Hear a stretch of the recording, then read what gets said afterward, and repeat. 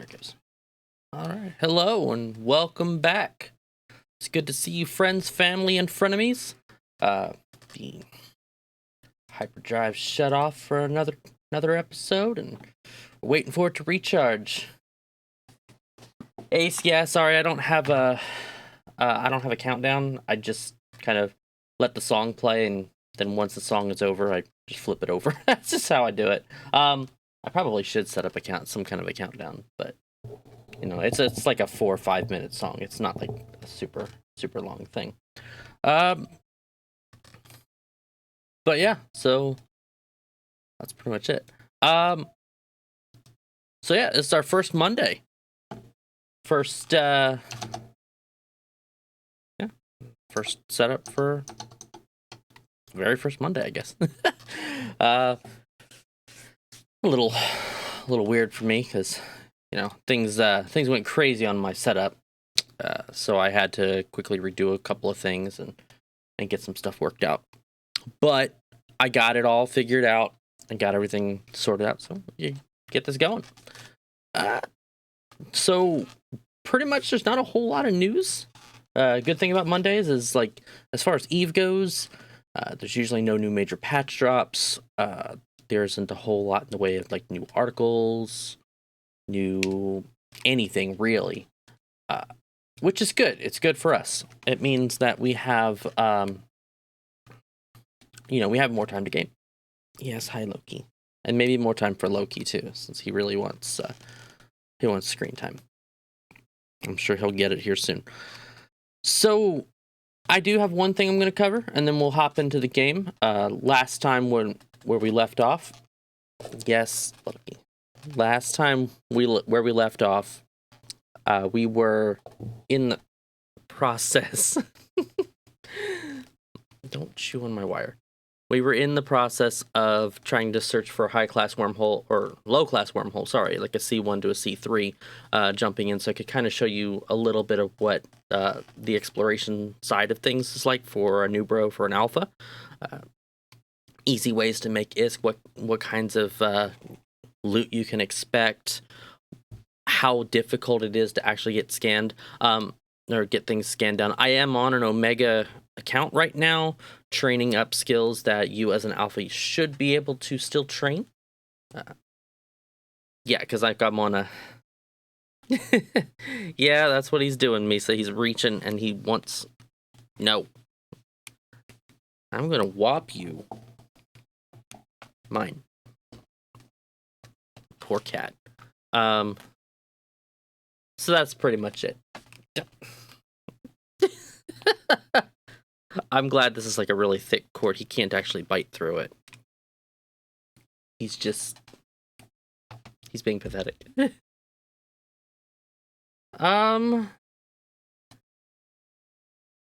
My video might be lagging just a tiny bit.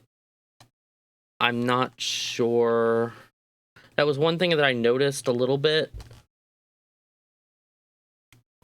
but I wasn't sure exactly how to correct that. So, it's something I might have to look at. I did honestly notice a little bit of latency between my webcam and my talking. Oh, goodness, poor cat. No, you're not doing that. That's not how this is gonna work. All right. So let me go ahead and switch over. Yeah, it's just like, it's noticeable enough, but it's not quite like, and I'm not actually sure how to correct it, because I can see it on my end too. When I talk, there's like a 0.2 second response difference. So it might be my computer and just how it does things overall. I mean, I'm on a pretty decent machine, so it just literally might be latency from my USB connections. And if that's the case, I mean, there were a couple of USB updates from Razer. I do use a lot of Razer gear, and I noticed like Windows had a lot of Razer updates. Boop. You poor kitty. I know. Life's so horrible, you can't get the wire that you want. Can't has my wire. And I can't put it behind me. Well, yeah, I could do that. That sort of works. For now. Okay, that'll work. Space cats. Yeah. Yeah, it's they're having a bit of a trip. They just released a couple of products not too long ago, so I imagine there's probably some kind of kickback there. Because they're still having to work out all of those bugs and all those deals. They released like their version of the Elgato key light, and I believe they also released. Why are you shedding? They released some kind of what is it called? It's like a mixer. So you can plug in like what is it called? Like an AT2035 or AT2065? Yeah, audio mix. I actually use the software audio mix. I don't use it here on this particular side of Windows, not yet at least.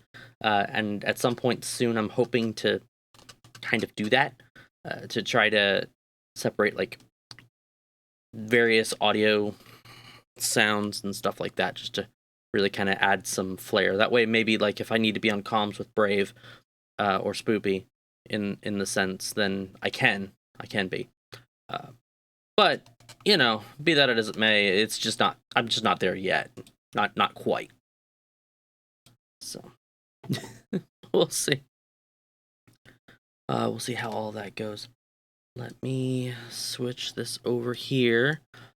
There was one thing that I wanted to talk about, and I will actually switch over. It's fun. Mine's actually mostly set up. I already kind of tell all of my programs what audio channel to use, because for some reason I've got like 50 different audio outputs and inputs on my computer anyways. Just my mic, my headset, my webcam, everything just has its own audio setup. So I'm like, well, I want to make sure you're going to use something that I want you to use, as opposed to me just saying use the default, because for some reason Windows likes to change my defaults on me. So it's the only real thing I seem to have a problem with is because I leave all the settings at default, but what I tend to have a problem with is just I'm on 10. I haven't switched to 11 yet. I just seem to have a problem with just getting in there, I guess. I've got this cool thing, and I'll show you guys. I mean, I don't know. Can I actually show that on stream? I don't guess that I can. Yeah, that's what I've heard about 11. 11 is just really bad. Really, really, really bad.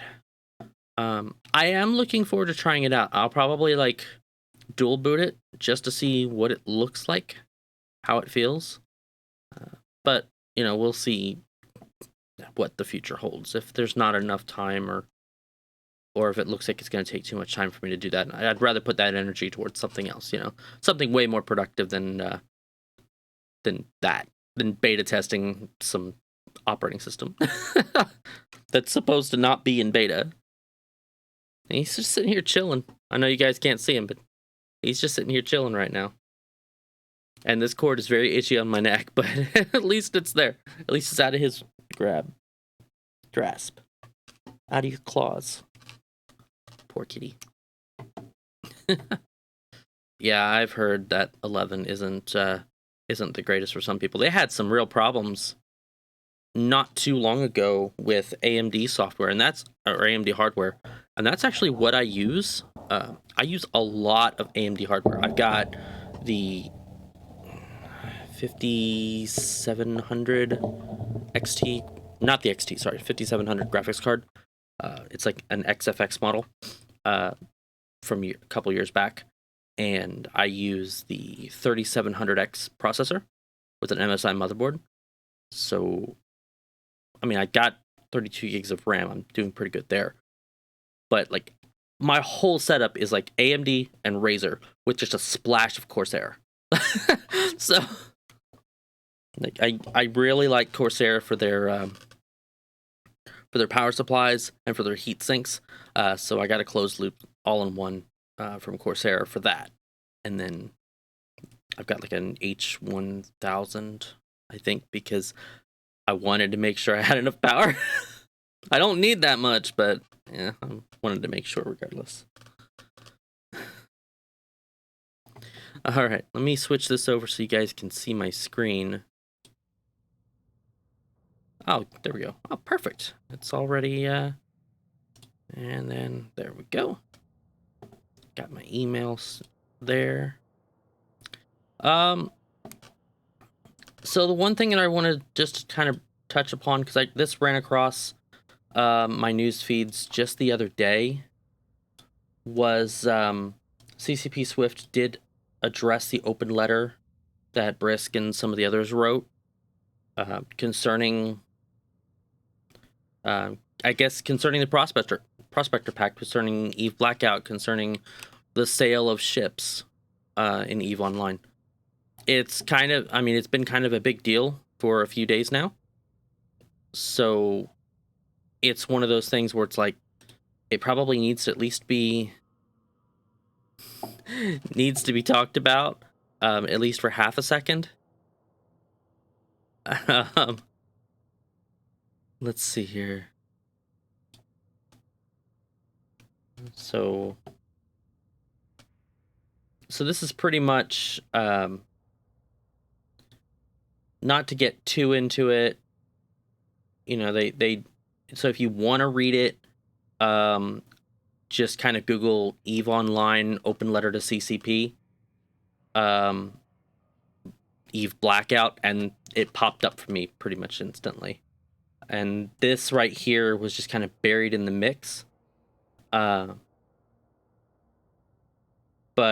one of the things that I thought was interesting is CCP Swift does touch upon economic impact and the integrity of the player economy being a top priority. They did limit this pack to 1 per account, and they are monitoring its effect on the player market. So that is good. It's still not good that they did it, but at least they limited it. They're trying to essentially find a balance, I think, between some monetization and just, you know, and not hurting the economy too badly while they're doing it. There's only so much they can offer within their reach, within their data set. Like Plex and skill points are only a couple of things that they can really do. The next step would be like ships and modules. You know, they've got skins too, but you know, it's a skin. I mean, I guess it's the same thing. They were only added in as additional flair. They don't do anything to the game, right? They just make you look pretty, which isn't bad. I mean, because they could be monetized, it's bad, but it's not bad at the same time, because there's no direct impact on the actual economy of the game. It was interesting though to note that, let's see, where did they say it? Packs of this type. There we go. A paradigm, something that they're working on in FanFest. They talked about packs of this type will be supplied by players, ensuring that any ship that they offer to new players through sales will have origin from actual player work in New Eden, made for new players by veterans. It'll not only supply each ship from the player base, but allow the community to influence which ships will be put into these packs. And then, of course, they're also bringing the CSM in a little bit more closely to this. So that's at least very good. And I'm actually very happy to see that kind of collaboration just being brought up. Like, the biggest thing about EVE Online is our interactions with one another. And not just... He got down. I'm going to fix this. There we go. Biggest thing is you know, interaction. It's conflict, right? Conflict specifically just breeds, you know, it's it's a living part of Eve. That's what makes this game the way it is just conflict, tension, cohesion, working together, not working together. And the fact that the devs are, at least to some degree, willing to come in and do that with the player base, and this being a very prime example of that. Yes, they have some overarching things they have to work on. There's a business model. There's things that they have to do. And I'm not saying that any of that's right, and I keep saying that throughout my streams. This, at the very least, is proof that they are just as much a part of that living and breathing atmosphere that makes up this game as the rest of us. I mean, at one point, I don't know if they still are, but I know at one point, the ban was lifted on them not being allowed to join like player corporations or whatever.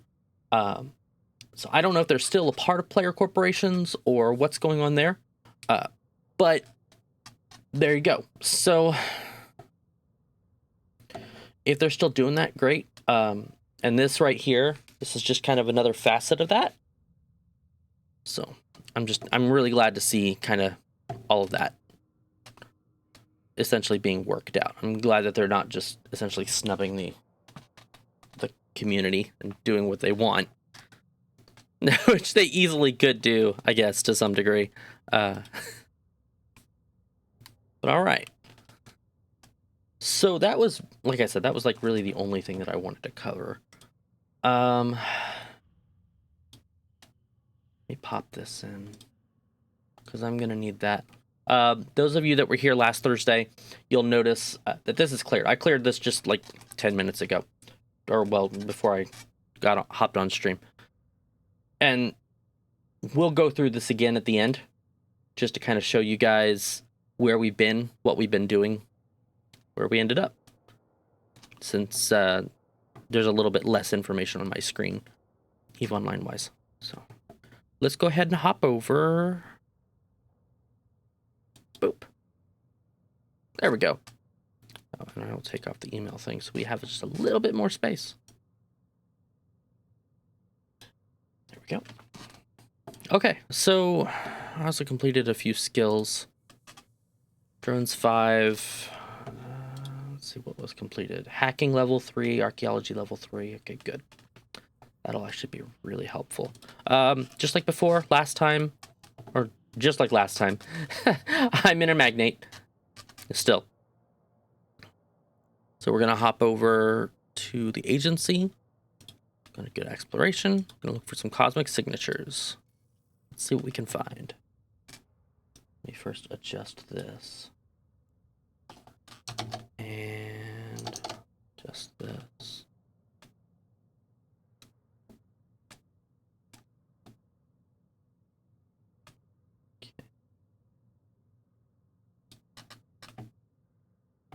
Alright. Any distance high sec.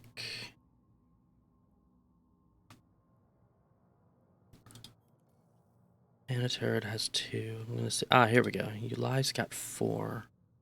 I'm not sure that I want to go to Uli though. A lot of just 2 signatures. Oh, it's worth noting the Eve Pulse, or the server pulse, if you will. 16.9 thousand players online right now. So that's where we're at. Pretty decent sizable chunk for a Monday night. Well, for me, Monday night. Let's see, there's 5 jumps. I'm probably not going to go that far. There's a lot of 1 and 2 signatures. I'm just going to kind of hop around.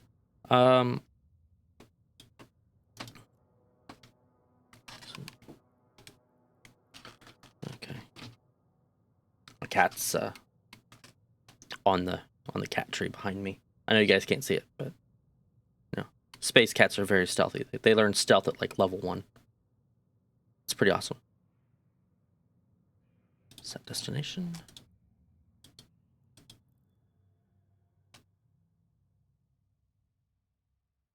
Skilling is just a means.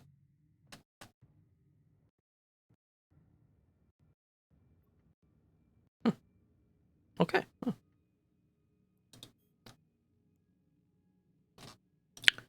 You know, there aren't too many people here.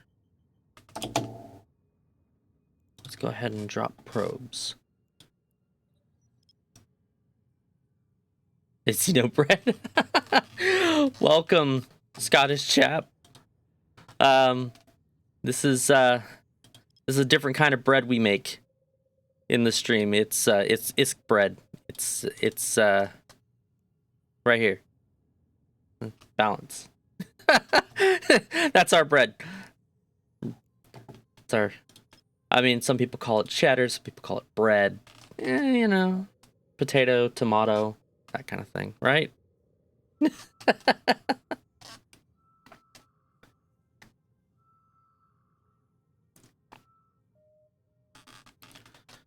Okay, this is going to be difficult to scan down. I'm going to show you how to make a proper, full, fluffy loaf, though, of isk-flavored bread. So, like, if you stick around, you're going to learn how to make that isk bread. Isk bread. I need, like, a bread emote. That's what I'm going to... I think that's what I'm going to get. When I finally get the opportunity. I'm just going to have an emote. I'm going to have various bread emotes. I was going to do, like, space emotes when I finally got to that level. But I think I'll just do random bread emotes. Because it'd be funnier. Oh, hey, Yurda.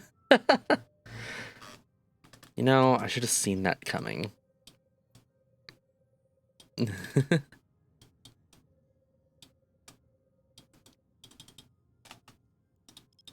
So this is a relic site. Where? Okay, we got a proc out. On a Dragoon. Now, if I had to guess, then this is probably... What are you doing these days, Yurda? Are you still in nullsec? Because I know you hopped away, didn't you? To go do other adventures, or was that Yeah, you joined RCI. Are they treating you well? Do we need to go beat them up?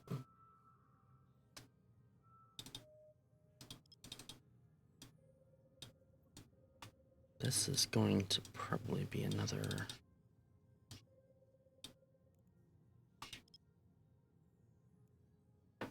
Go AWOC spray.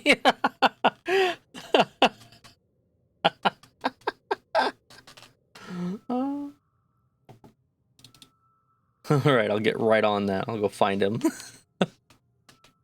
Beardy, yeah. Oh, yeah.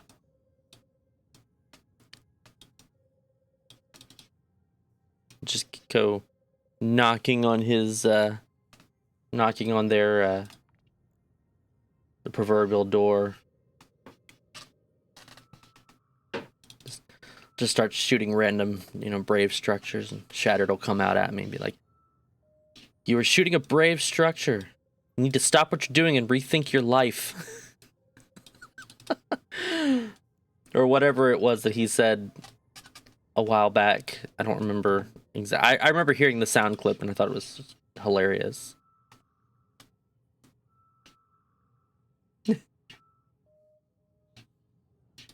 This is not scanning. I don't think this is a... I don't think this is going to be a wormhole.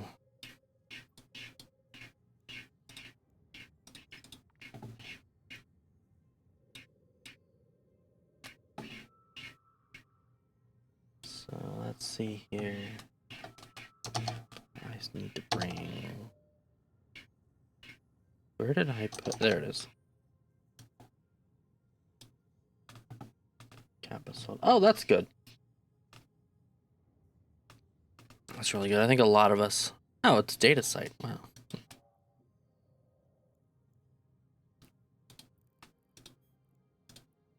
think a lot of us did manage to get quite a bit out, which is good. After the whole Hard Knocks thing, because that was really just kind of rough. How that whole thing went down, but that's Eve for you. It's just how it goes.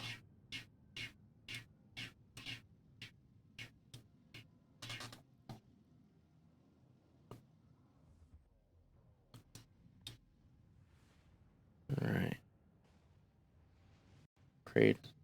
Oh yeah, that's right. Sell everything. Created this. Yeah, that was pretty rough. There's a lot of people in here. I don't feel comfortable doing this. I'm gonna go try to go somewhere a little bit quieter.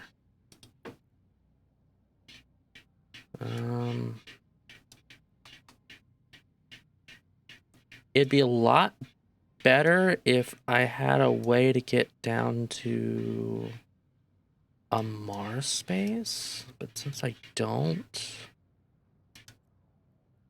we'll actually head towards Slays and no, I don't want to head towards Stagmon. That's a bad idea.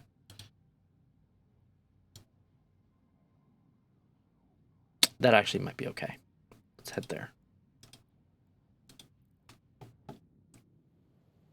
Yay! Welcome back, Rose.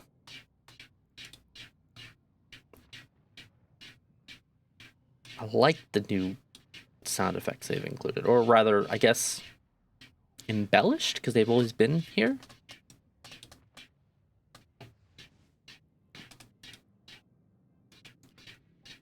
I have a cat that's just like scratching onto the linoleum right now, and I can hear them. And it's actually really distracting. Like, really, really distracting.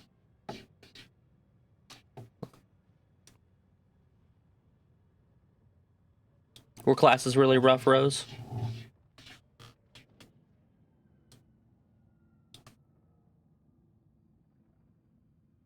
Yeah. Graphics in this game are super pretty. They're even better when they're Amar graphics.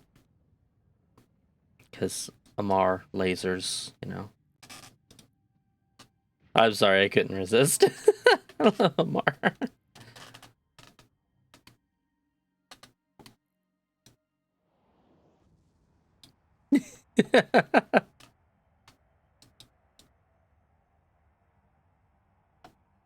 In case y'all don't know, Misa is a she's a Minmatar fangirl, so choir made it to the finals. Oh, okay. So pretty chill moments in class then. That's good.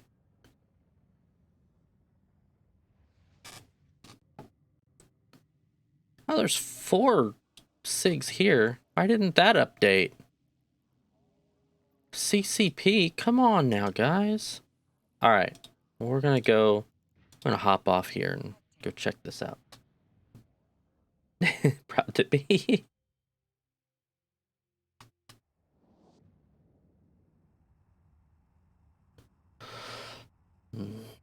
Let's see.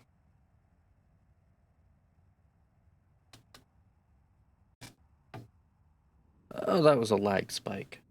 Hopefully you guys won't see that. Don't look at my lag. Avert your eyes. Look away.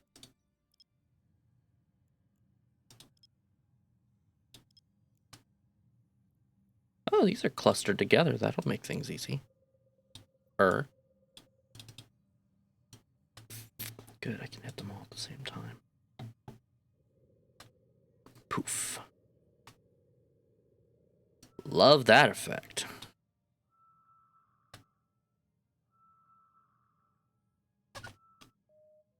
Okay, we got 2 hits that are gonna probably be of interest to us. Let's see what we can find. I should have tilted that down. Oops. Did I mention I'm bad at this game? Like, if there was an ace player at being bad at games, that'd probably be me.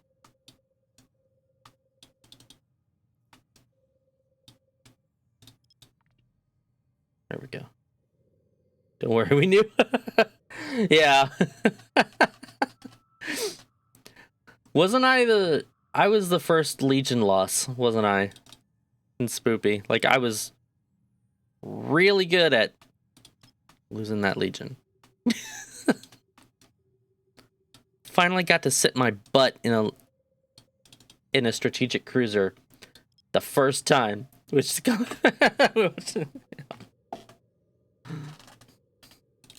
first time I sat my butt in a strategic cruiser. It was the Legion, the one I had been training for months. And I finally got to sit in it, and we used it. We used it in a battle, and I did something wrong, and I got caught by the enemy, and I got blown up. It was great. It was terrible. And I think I wasn't able to log on that often beforehand, so I felt really bad about logging in and just whelping a Legion. Yeah, it was pretty bad. I'm gonna see if I can scan this one out. This should be the other good one. And while that's going, I'm gonna warp to 10 on this one. Let's see who all's here. Oh. I figured July would be a little bit more occupied than that. Yeah, it is. Forget.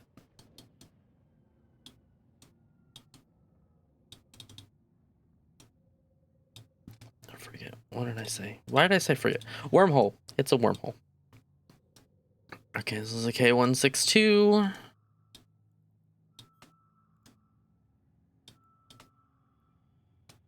Larger ships. Unknown parts, so it's either a C2 or a C3.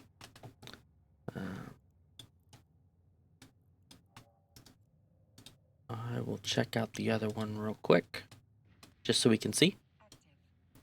And it's obviously very stable, as you guys can tell from the little filaments coming off of it. It's extremely stable, so good thing about it.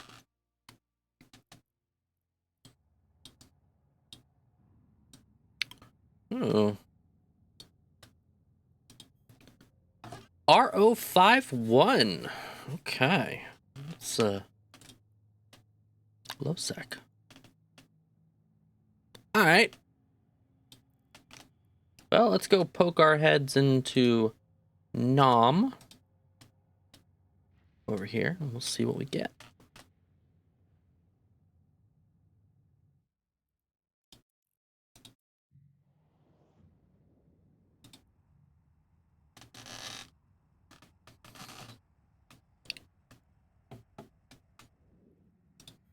All right. Anybody here who watched last night remember the first rule of wormholing?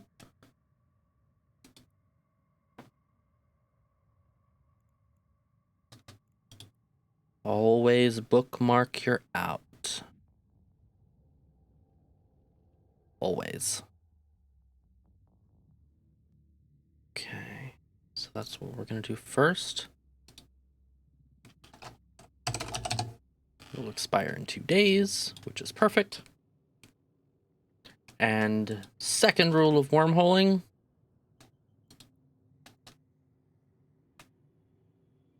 It is a C2. C2 with C1 high sec static. And the B274 that we're on here is, yep, second rule is to make it safe. I'm going to go ahead and do, I'm going to do with 30 of that one.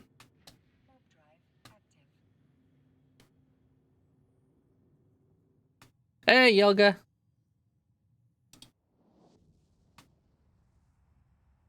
Let's see here. So C2, C1 is a Z647, and the high sec is going to be B274. My nose is very itchy today. There are, I'm still not seeing any structures. That's interesting. All right. Let's warp here.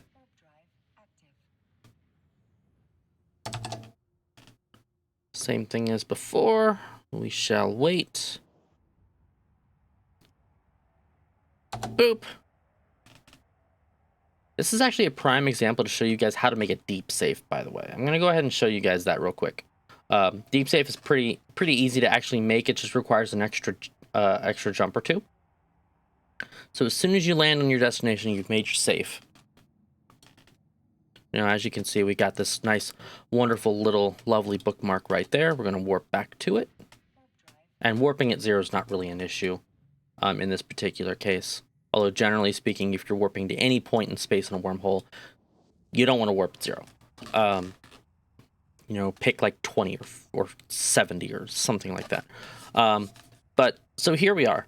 We're at our safe, and you feel like your safe is not big enough or not secure enough, and that's a very valid point because we are actually between two, points, two celestial points. So anybody warping through can actually warp in between your grid, possibly see you, bookmark it, and get close enough that they can possibly scan you down or get you. So here we are. So what we want to do is warp to another point.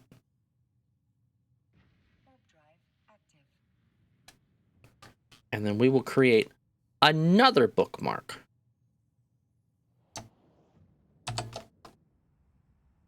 Do right there. Just like that. So now we have a bookmark that is still at 2 points, but it's not on the general bookmark path. So if we go to it, the only way we're going to get scanned down is with scan probes. And I'll actually go ahead and remove that. And that is probably the most safe way you can make a bookmark. You can do 2 points between, like, say, a celestial and a cosmic signature, or a celestial and the sun, and then something else. Like, it depends on how deep you want this to go. Like, you can really kind of get in between, like, 2 points here and 2 points there. And just, like, I mean, there's no point in spending all day necessarily doing that. But you kind of get the idea. Like, the idea is just to keep yourself generally safe. We are clearly in an empty hole. That's very surprising. There were some kills.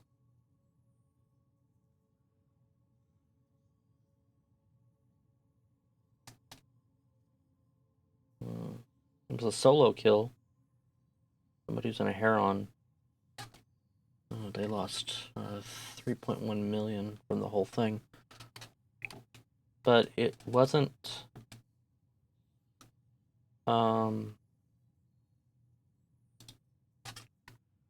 recent. Let's continue. Just checking Noicus real quick. Yeah, it wasn't a recent kill.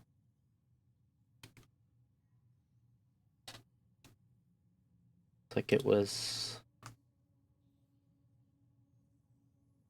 Ivy League?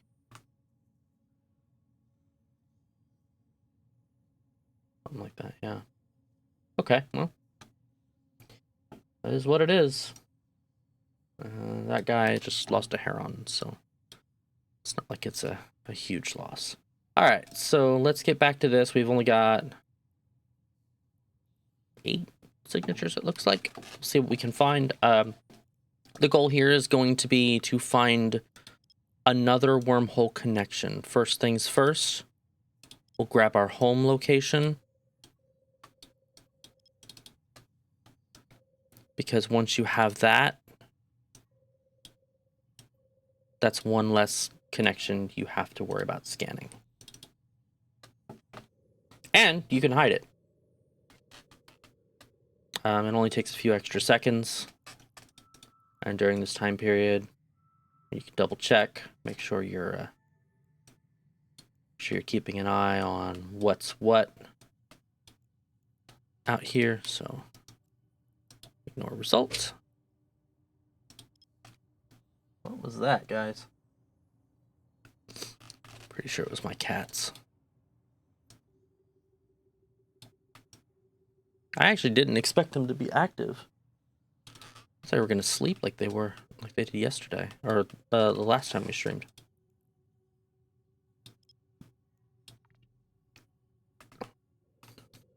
All right, let's see if we can get some kind of kickback here. So we've got...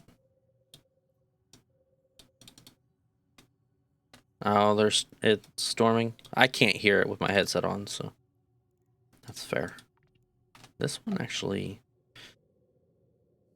given how much, it's either going to be a wormhole or a gas site. Wormhole, all right.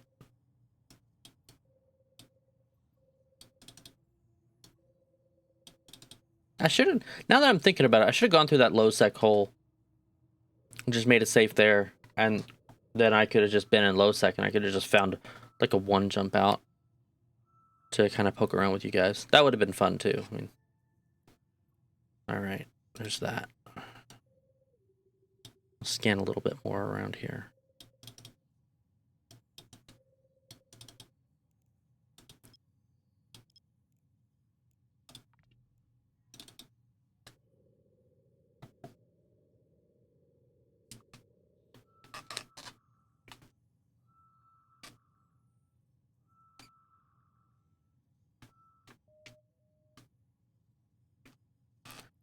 This one had higher results.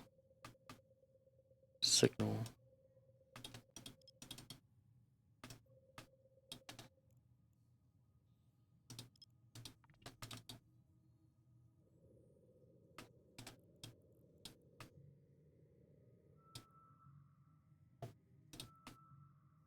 Like I've always said, when you're in a wormhole, make sure you keep your paranoia at 5. You want to do everything you can to keep yourself safe, even if you're in an alpha tune in a ship that cannot cloak. It is super important. If you want to make that ISK and you want to take that risk, you do everything you can to keep yourself alive till you can get your bounty and then haul it out. Wow, this does not want to scan down. It just keeps messing with me.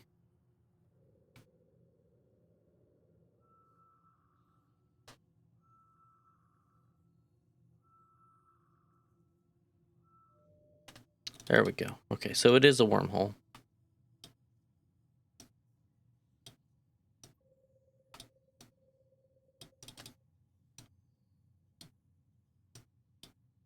Now, the good thing about these low-class holes is they could have multiple connections.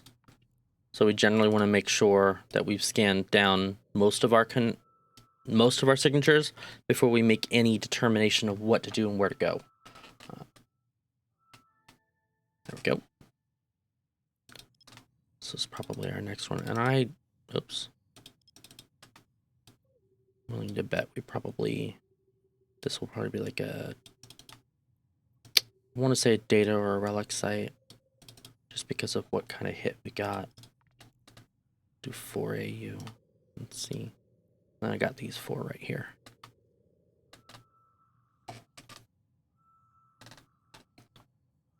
Pull this back. Try to readjust my... Oh, wow, that was a wormhole. Try to readjust my posture here a little bit.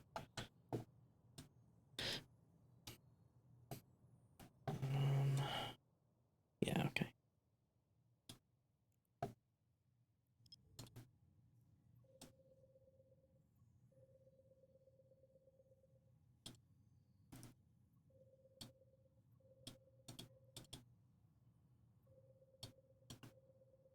All right.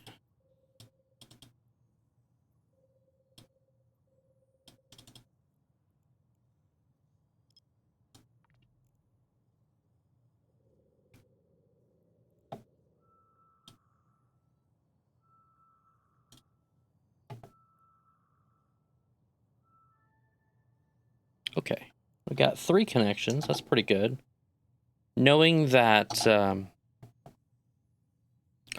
one of them is going to be... We already have our high set connection, so one of them is going to be the Z647, or the C1 connection. And actually, we could go through that one and see what that one looks like. If it's another high sec C1, we probably won't stay in it. But if it's like a low sec or a null sec even, like, well, I don't actually think C1s are null sec. I think they're just high sec.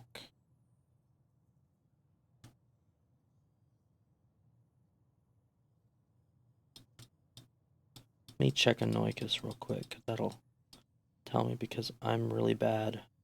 No, we can get null sec statics. Null secs, low secs, high secs. Okay, they just have single statics. That's the only thing. So if they're a low sec or a null sec, I might be able to stick around.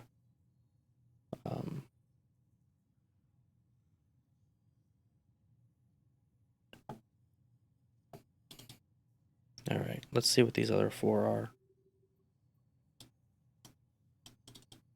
These 2 are actually fairly close to the celestial. Another trick you can do, I believe it's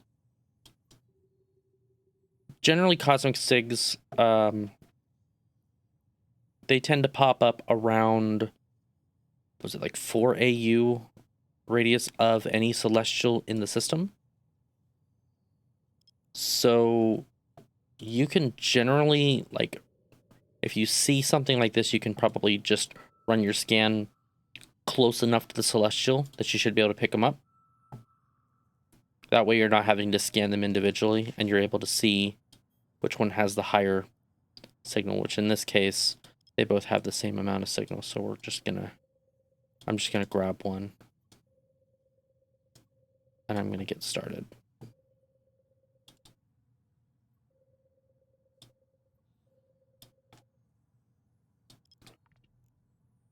About the only thing with doing Explo and wormholes is that some days you're going to be scanning all day and getting nowhere. Other days you're going to be scanning a little bit and you're just going to get site after site. Like you could run 4 hours a session or whatever, right? And you could get nowhere. And that's fine. Like, that's just the nature of the game. That's how RNG works. And then there are times when you're running and wow, that didn't hit. I mean, it got closer, but I'm too used to having like 90 plus points of scan strength. You know, you can run and like your first sight is, you know, you're hitting it and you're like, all right, I got a sight, and then you get another sight and you get another sight. Generally speaking, your relic sites are going to be more valuable than your data sites when you're scanning and looking for content. So for those of you that actually are interested in hunting explorers, look for your relic sites.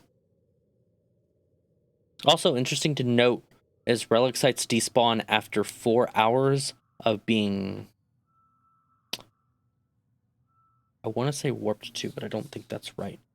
I think it's 4 hours after the first can is triggered. It's one of the two. I will actually have to look that up, but you can stay in the site. Like you can bookmark the site and not warp to it, and then just start warping to it when you notice that there's somebody in your system. It's a pretty devious way to get that PvP. You know.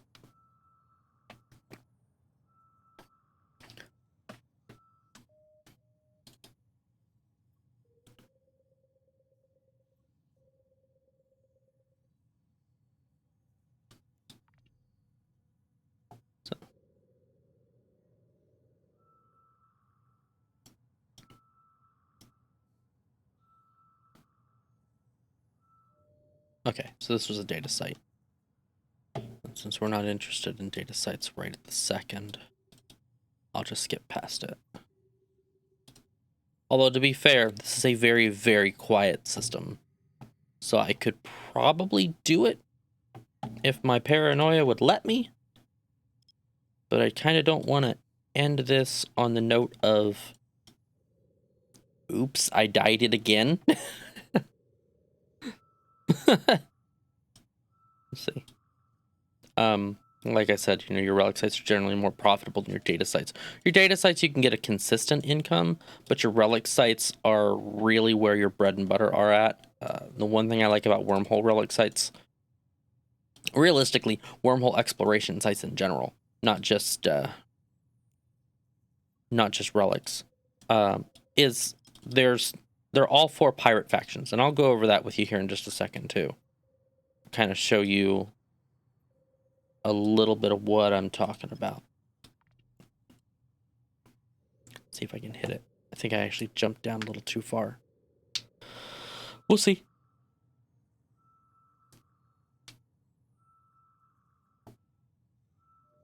Ah, gas site.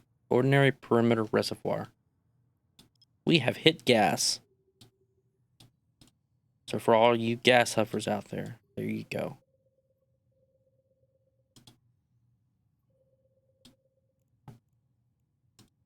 Go ahead and scan that one and see what that is.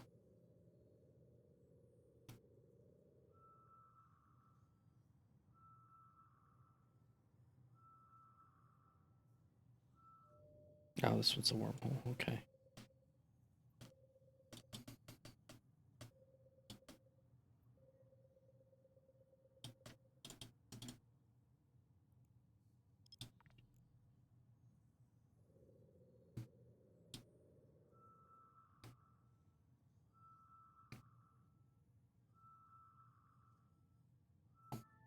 Okay.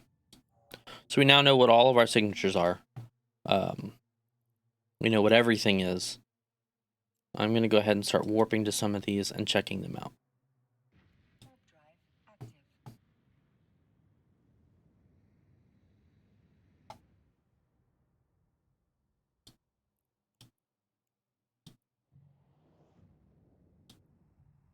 Yeah, this has... I'm surprised this wormhole doesn't have any structures in it that I could find. All things considered. Let's see if it has... It does have a customs office. And it's owned by somebody. Okay.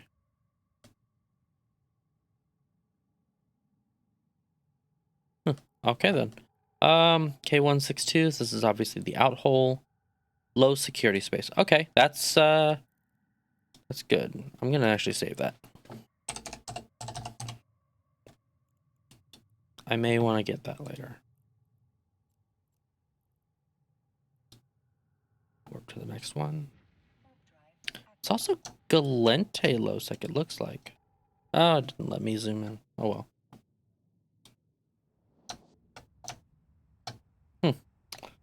Guess I just didn't hit it fast enough.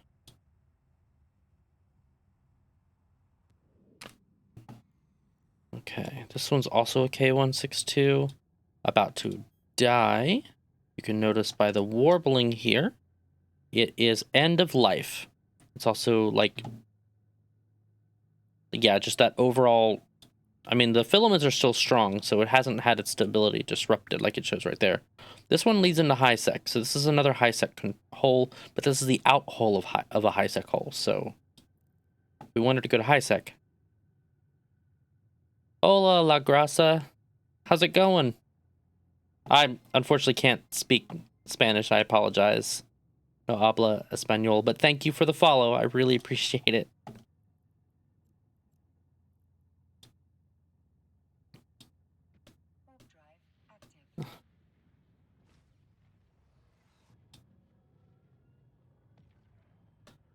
That one was, what did we say, a high sec?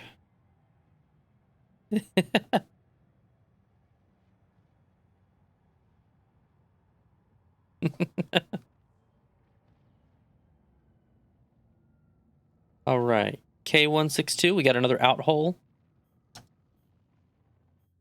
This one actually seems to be in pretty good shape. Dangerous unknown. So we're looking at a C4 or C5 connection. I'm going to bookmark that.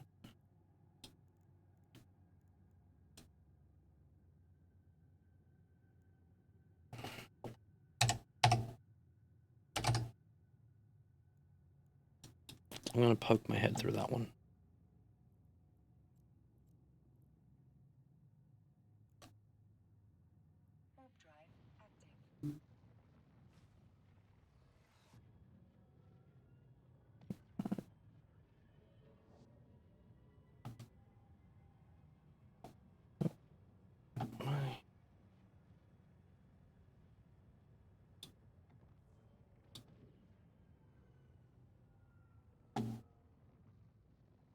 we go.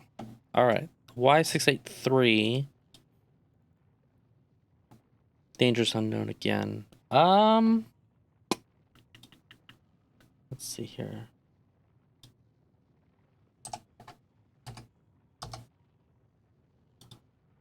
Also, that's a C4.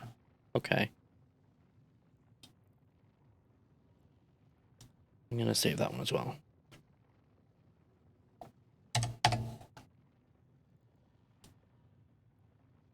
Just to check them out. That's a bit of a side scouting thing for that one.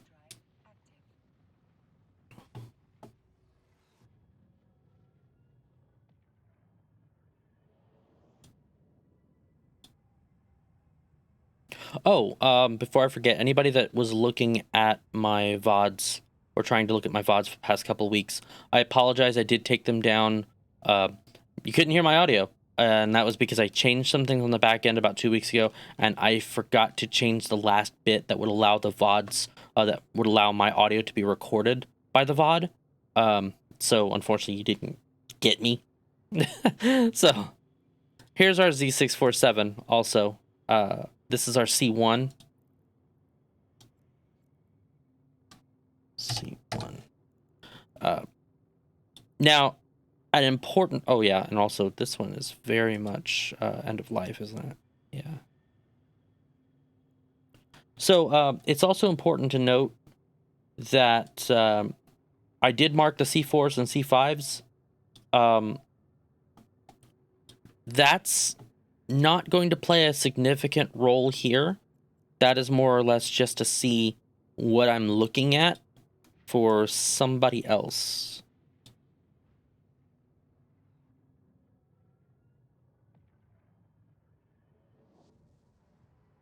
I'm hoping perhaps maybe Spoopy can use it. It'd be nice if they could.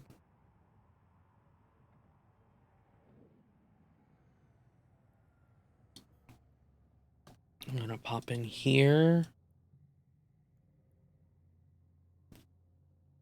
Get myself polarized.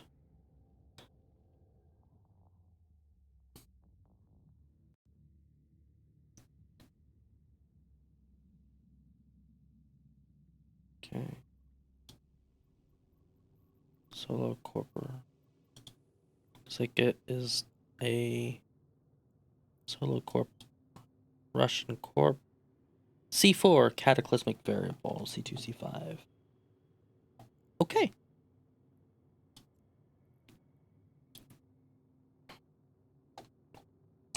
I'm gonna bookmark that, just so that's bookmarked. And then we're gonna go back. We're gonna run away.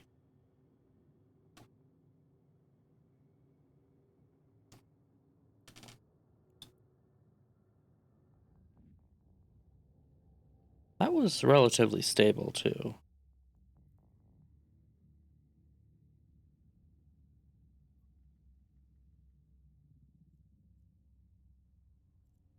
And that was that one. So let's check out this other C4 real quick before we continue further.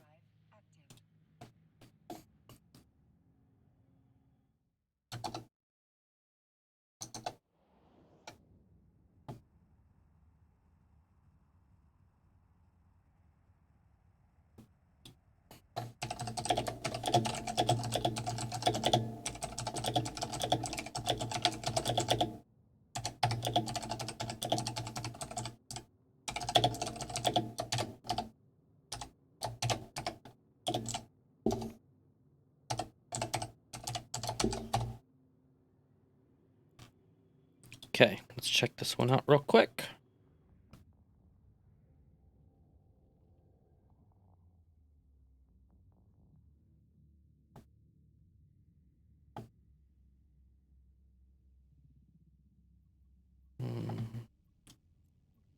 Okay. Kill all ships in style.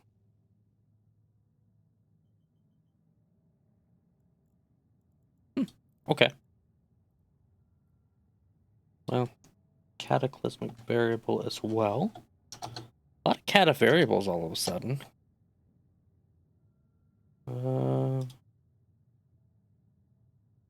This one looks like it's a C3, C4. Okay. Probably not as interesting.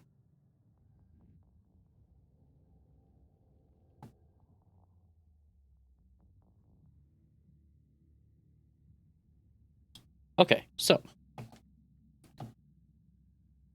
Oh, joy!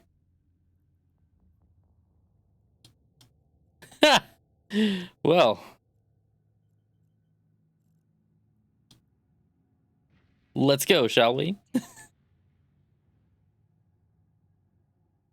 Noted. It's active.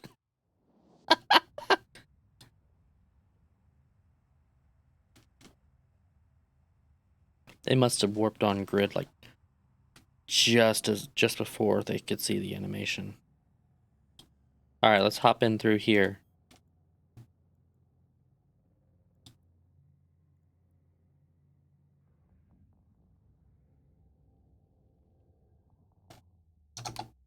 Where are we at as far as... Still holding pretty steady over there.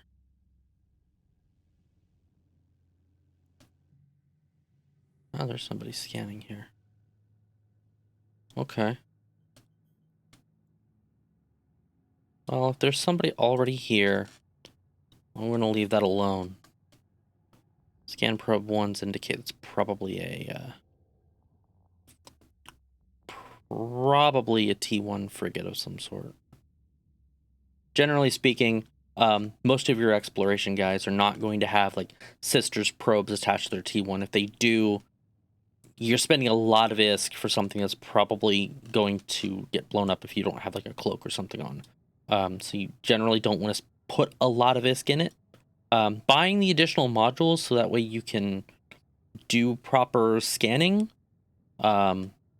Buying 1 or 2 additional modules if you like want to enhance your scan strength or something, that's okay. But I wouldn't do like anything else. Let's go ahead and head to the low-sec. And we'll just hop through that. Did I get them all? 1, 2, 3, 4, 5. Oh, that's right, because there was one we just weren't concerned about. Or 2, I think. Okay.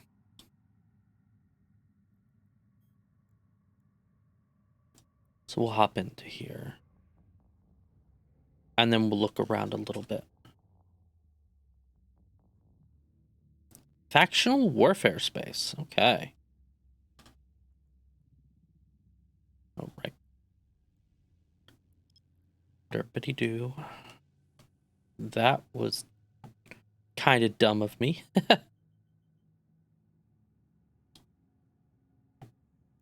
I'll just save this location as that. Okay, same thing with low sec. You generally want to make a safe. And it can be anywhere. I don't want to make it a Stargate. So do that.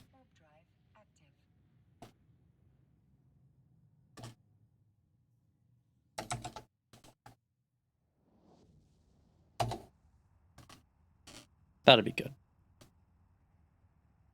I'm not going to try super hard. Oh. That's right. I still have that. There we go.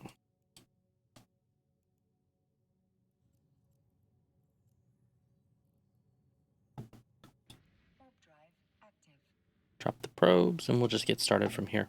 This is fine.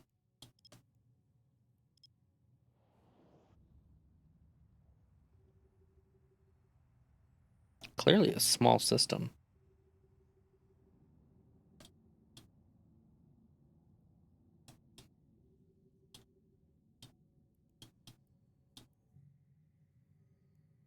A slicer.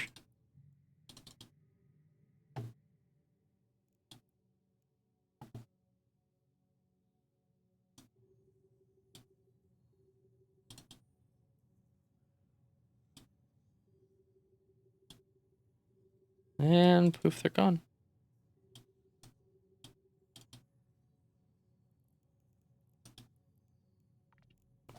Okay, so we've got 3 signatures total.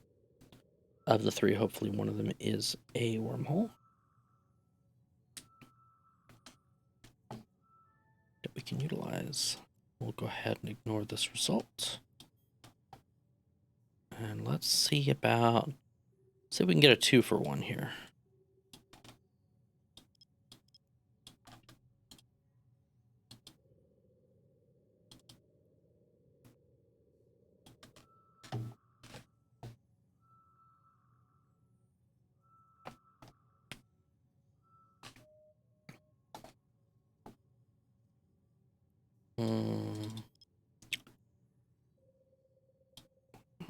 VRG actually looks like it's got a higher hit. Let's go with that. And with this one, I think what I'm going to do is just try to pop in immediately. I don't think I'm going to try too hard for another connection or get everything scanned down. Well, as long as it doesn't say like dangerous unknown, I'll probably hop in.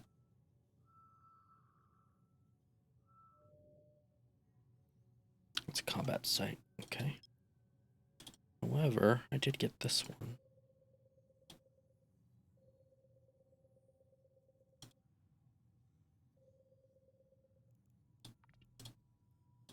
Same thing. Try that.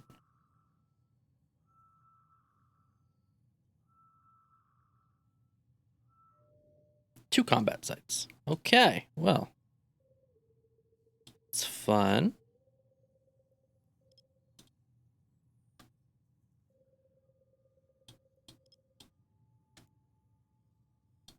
Let's go up to 4. See if we can pop something on.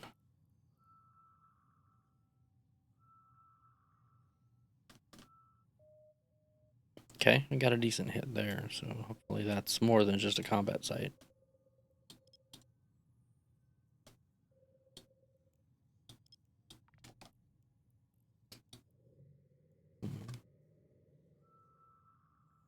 That one's a capsule. Okay.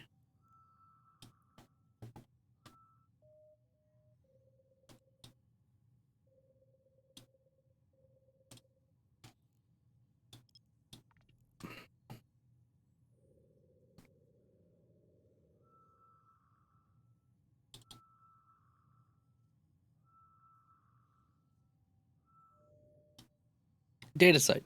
Okay. It is kind of important to note too. If you find a data site in low sec or null sec, it's generally going to be more profitable than in high sec. A lot more profitable. And that being said, if you're actually looking for data sites, your best place to get them is in the drone lands. Drone lands are the only place that have data sites that drop specific blueprints for drones. The integrated, I believe, is what it was. Actually gonna probably be easier just use the market.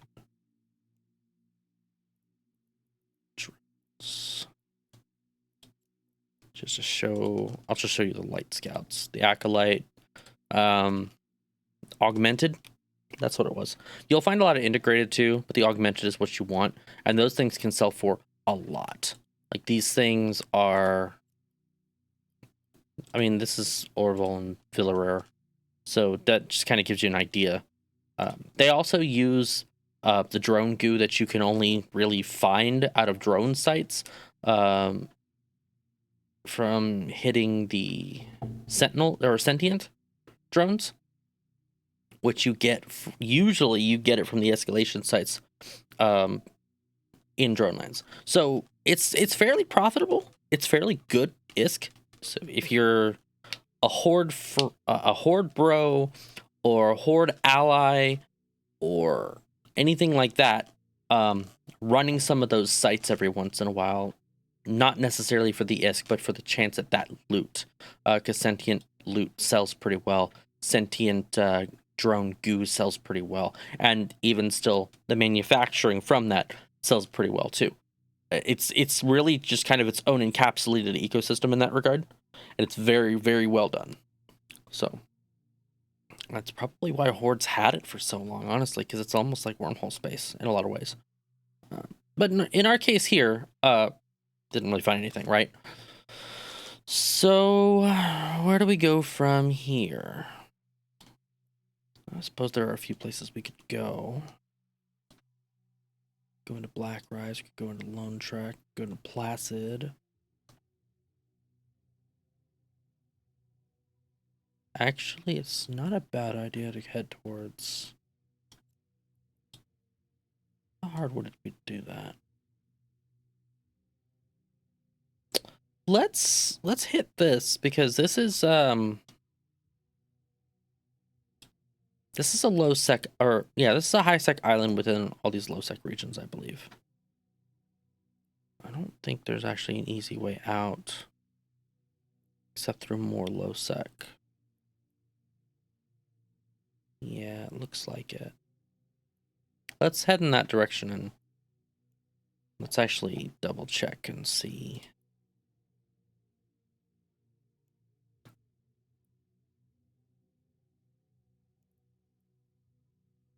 A lot of jumps.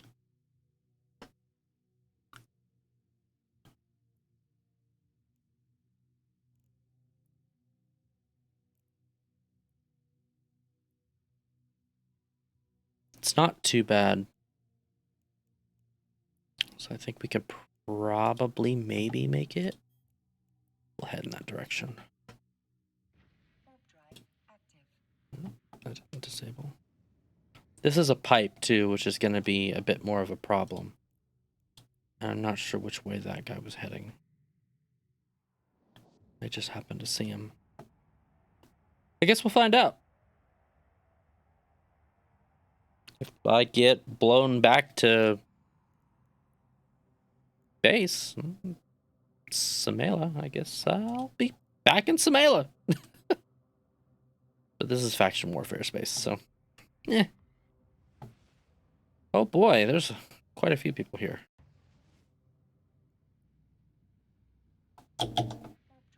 Actually, probably don't want to do that. Probably want to do...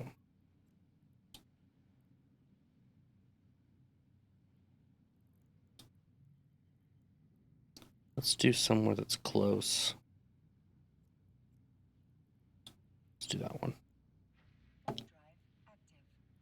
And then we'll focus on going.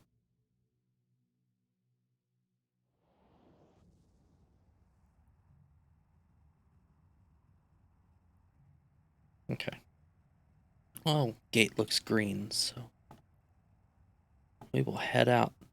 For those of you wondering, why did I warp to a celestial and not directly to the gate? We're in low sec, which means there's not that much, there's not that much chance of somebody not engaging in a fight. This is just one way to check the gate. It's something you learn in your null sec days to just try that. So generally, if you're unsure about something, if you think there's a possibility something might be getting camped, always check the gate by warping to the nearest celestial. Make sure your range is like at 5 AU or even 14 AU is fine. If you find anything, you can jump down on your D scan, and you can just check it out from there. So in this case, Venus C. Probably okay. I mean, this is a lot of faction warfare space, so chances are they're not looking necessarily for me. They're looking for... Oh, Federal Stellar Observatory. Neat. Very neat. Chances are they're looking for... Yeah, it's like there's an Ibis and a Slicer. Like there's... There goes the Ibis pilot. So, yeah, they're not necessarily looking for me. They're just looking for passage. Come on.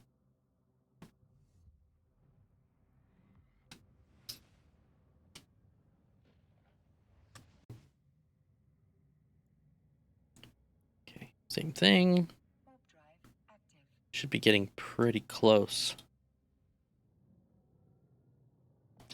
to high sec. Yeah, this next one is a high sec connection.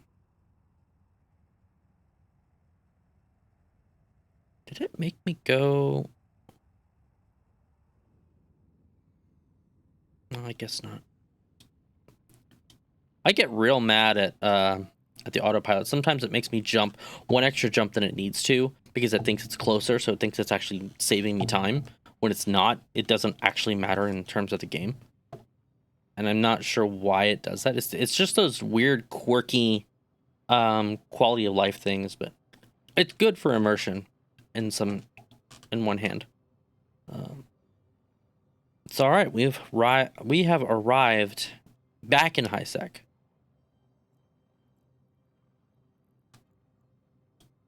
And I found my way to Ivy League, I guess. That's cool. Okay. Well, let's keep going. Not what I wanted to do. Let's check out the agency. Okay, there's 4 signatures right next door, so we'll start there.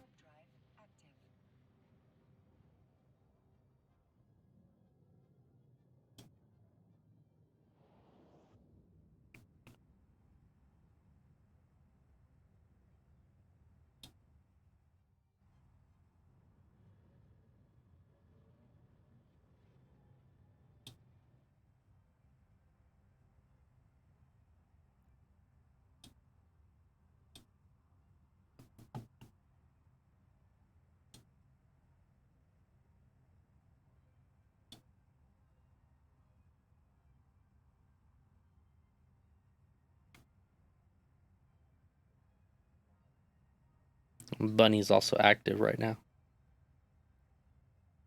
It's like all the animals just kind of cycle when they're active.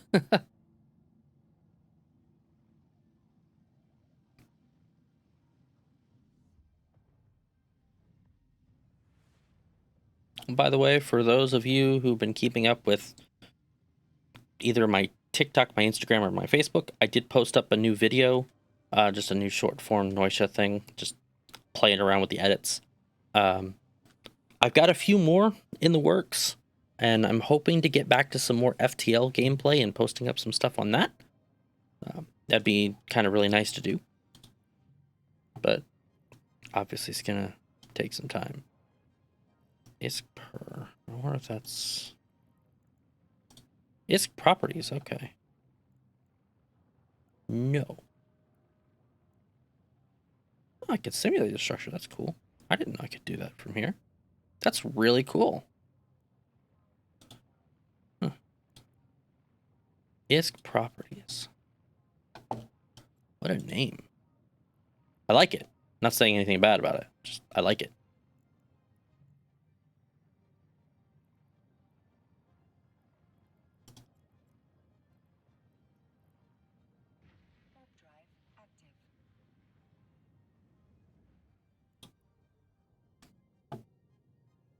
I probably almost like bit it right there.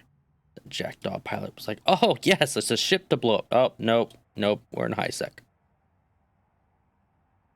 Don't want to get concorded. Don't want to get that concord. All right, well, we're good here. Like I said, you can be at least a little bit more lax just simply because this is high sec.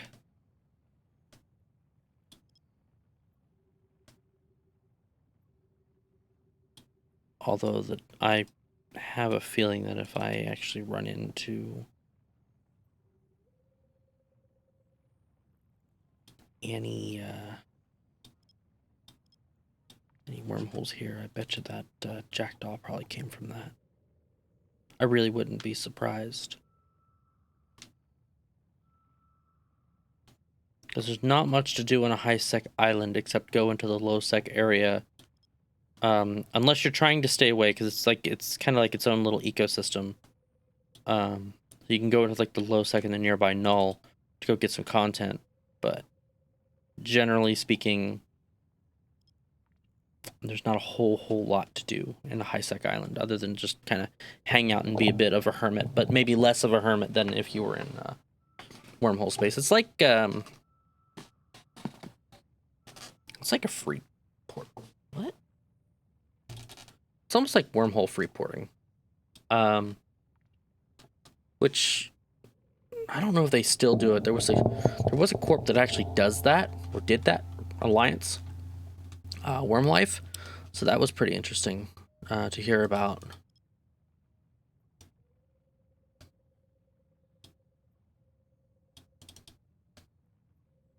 But with how all the changes are in EVE Online and how everything's been going lately, I don't know how anything has been going with anybody. So.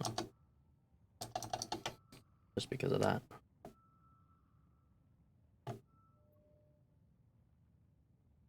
Okay, so I did get a hit.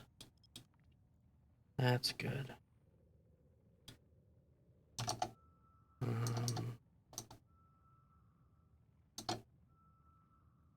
Get rid of that. Okay. One down. Excuse me.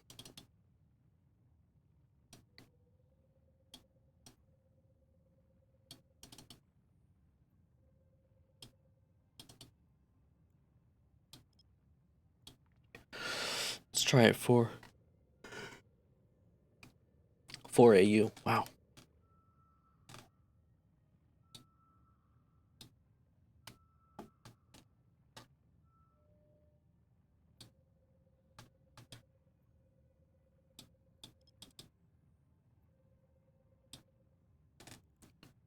Okay.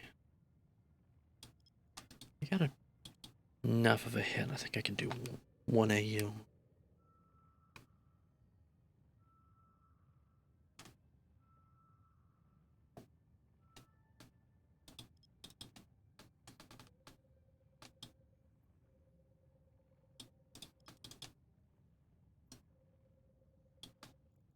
Oh boy.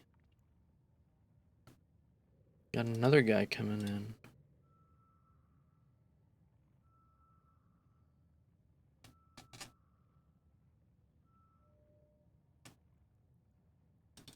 This one. So we've got 2 wormholes. At least so far. I'm willing to bet that last one that I didn't get any noise on is probably not a wormhole. Well, okay, it's got an 8 AU bubble. So I can see that slight red there. Maybe I'm just not hitting it at all. Yeah, here we go. So I got 3 wormholes to poke in on.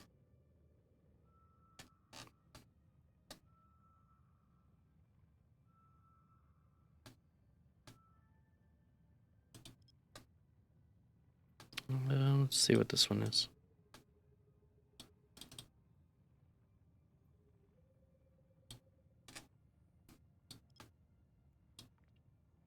Oh, it was a 4 AU. I thought it was 8. My bad.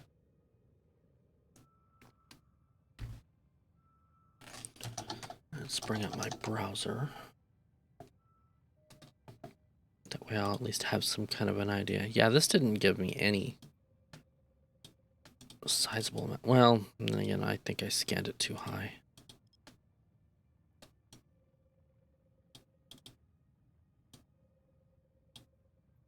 Okay. We'll do 2. Because I actually got some form of a placement on it, so it's probably okay.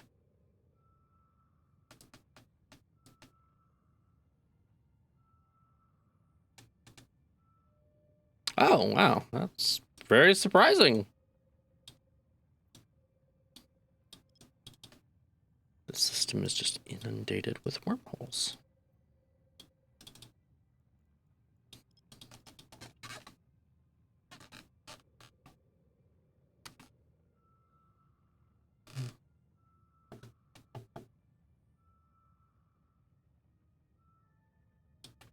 Okay, well,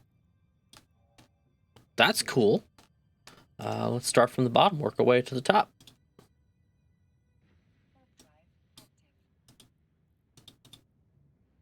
Jackdaw's still out and about. I wonder what they're doing. I guess I didn't really need to ask. I could have just looked. There are quite a few anomalies to do. So why you do those particular ones in a jackdaw, I'm not entirely sure. But that's besides the point. Okay, this is medium size, unknown parts. So this one in particular is going to be a C1. Okay.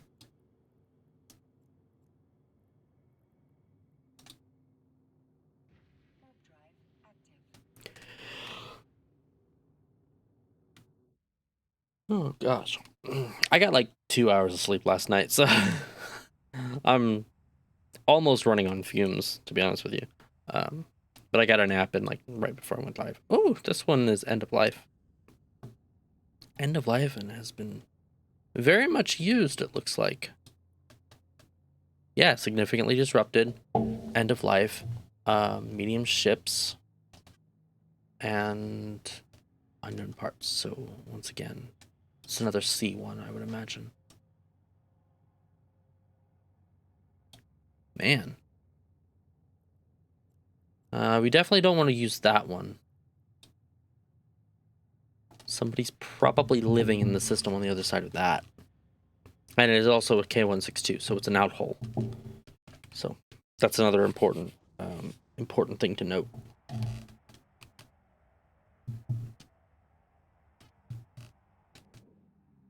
Okay, this is an R943.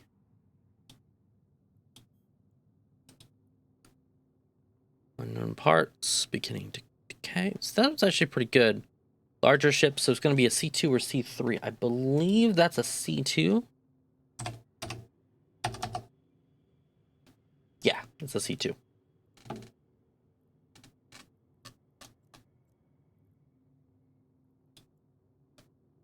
And the C2 is not a bad idea. We could very easily hop into a C2, find ourselves into another C2 or a C1 or C3 because C2s have 2 statics.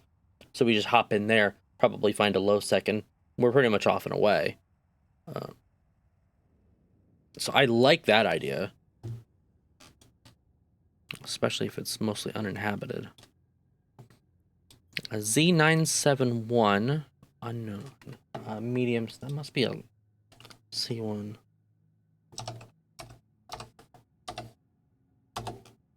Yeah, C1, okay.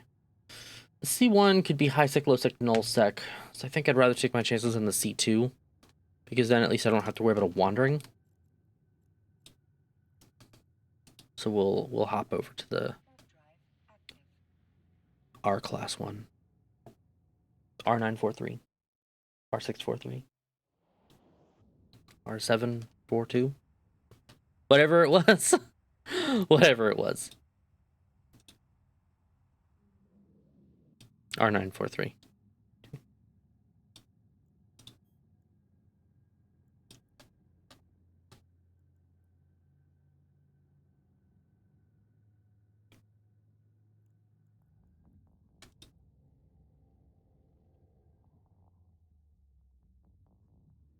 All right, let's see what we got.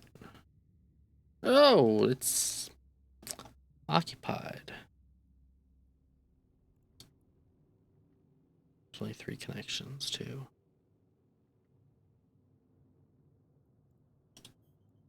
So, probably not. Where are we flying in? Just flying a magnate, just trying to get a little bit of wormhole content, see what I can find. So, also welcome, Ghost. Good to see you. But yeah, just doing a little bit of Explo, trying to get our feet wet, showing everybody kind of essentially how to make ISK as an explorer with low skills.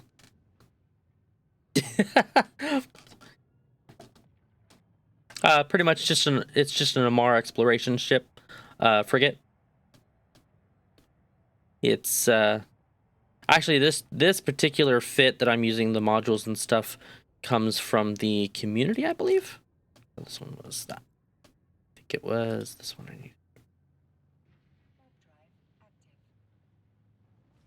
Yeah, not normal.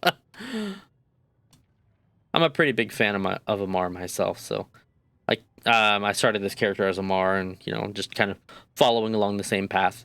It doesn't technically matter, but it's just where I went. And skills wise is what works out. So this one was unknown medium. Yeah, this was it.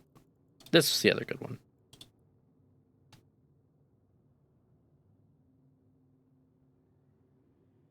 We'll see what we got here.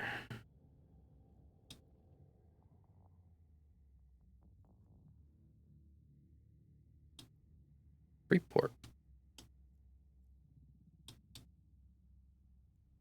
Oh, would you look at that? I was just talking about worm life. So you know how space please. Let's put gold on it too. That will work out great. Yeah. So yeah, these are the guys I was talking about. Worm Life Freeport. They essentially they offer a lot of free ports. Generally speaking, they don't do any kind of. Let's see. I'll do home for this one too. They don't do PvP in their staging systems. They actually don't allow it. There are rules behind it.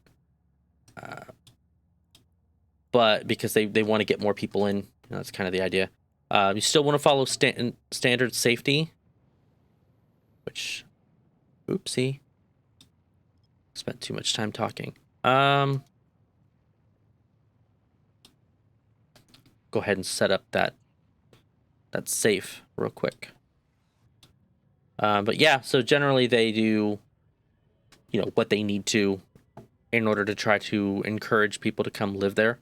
And we could just as easily actually do this out of a free port. Actually, that might be a lot of fun. Now that I think about it.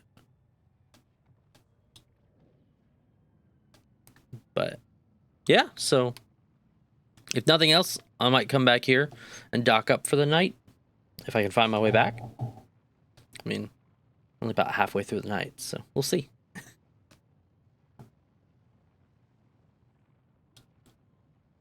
Let's see, do this one.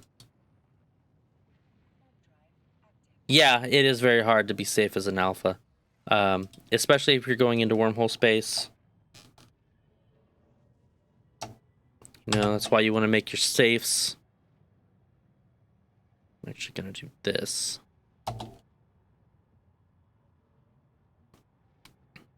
Yeah, but fun, yeah. Yeah, that's kind of the deal, you know, if you're an alpha or even a new bro, like sub 10 million skill points. There's not a lot like that you can do to be as safe as you can unless you're immediately joining in one of the bigger alliances. So that does tend to make things a little bit more difficult.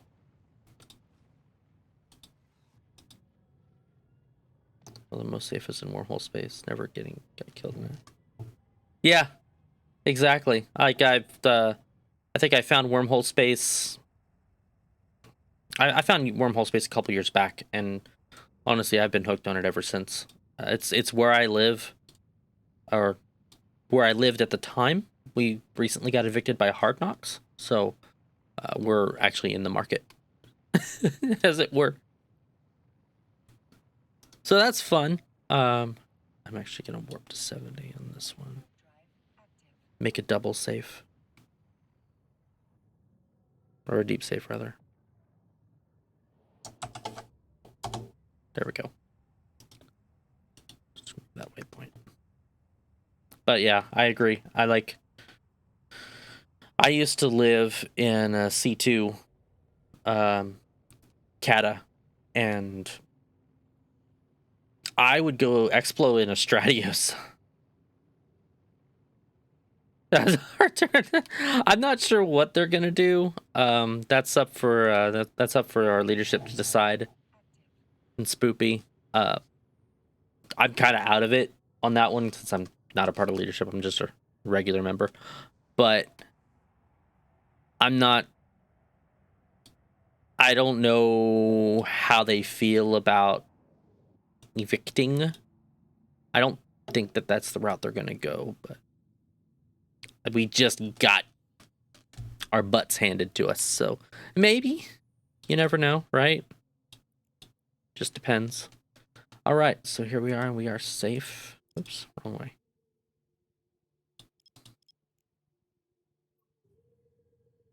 Let's go with the closest ones.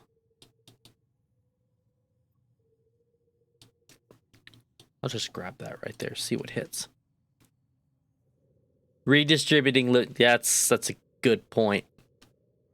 Redistributing living spaces. Eviction is such a negative word. I'm not gonna worry about that one. I'll do this one. That'll be a little bit easier to possibly grab. Everything kind of ran at the same tick, though. Same signal, so. Oh. One thing I didn't do was grab the home location. It looks like it's actually going to be CZH, so I'll just ignore that result right now. That'll just make our lives a little bit easier.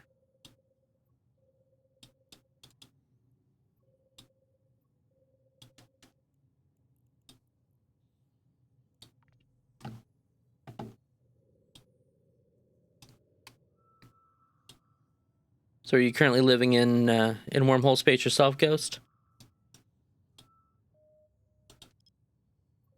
Just out there in the deep black.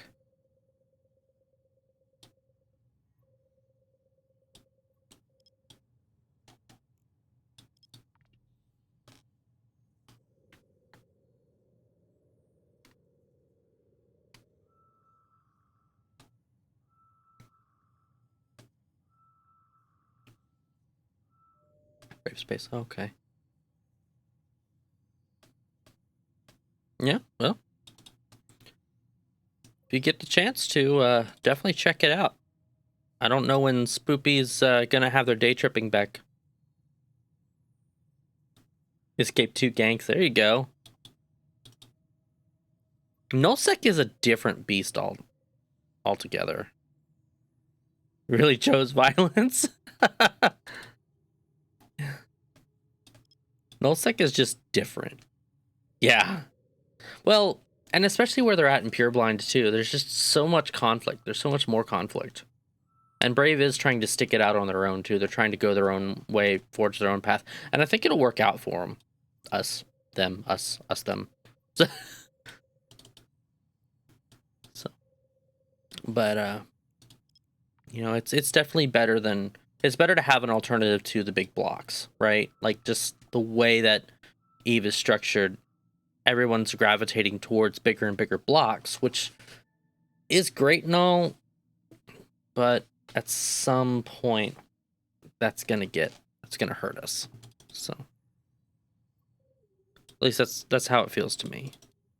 So the idea that there's a third guy out there, or a fourth guy, I guess in our case, I don't think fraternity's completely disbanded. But yeah, if you want to try it out, I mean, once Spoopy gets resettled, you know, I'm sure at some point they're gonna reopen their day tripping program for Brave Bros. Definitely check it out. It's worth a look for sure. I mean, especially if you're already familiar with it, it's just nice to have like the backing of a group to do something like this with. So this game doesn't forgive all that, but they skipped a game for a player.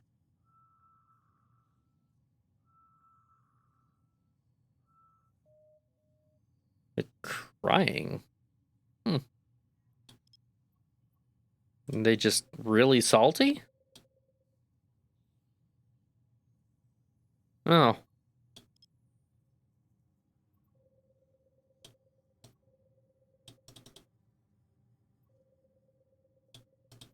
Well, so was it an AWOX then? Or was he a newt? Or a yellow, I guess. Depending upon your UI.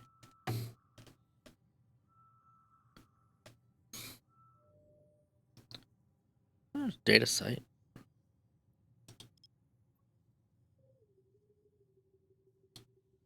Guess it would help.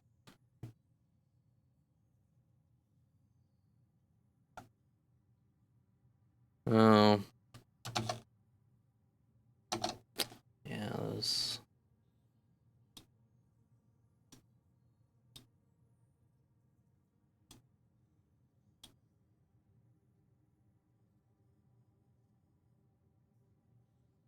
Oh, okay.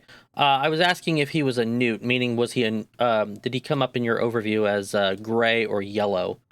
Some people have their neutral people in local set as a yellow rather than a gray. It's just their overview.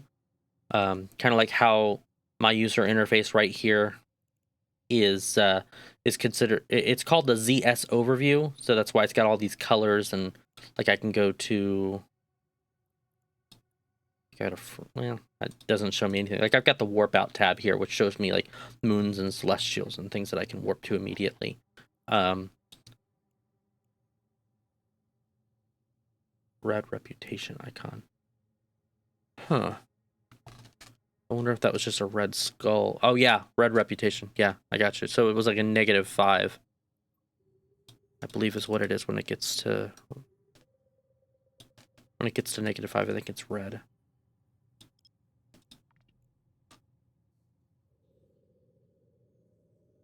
Was it -10? Is that how far down it goes?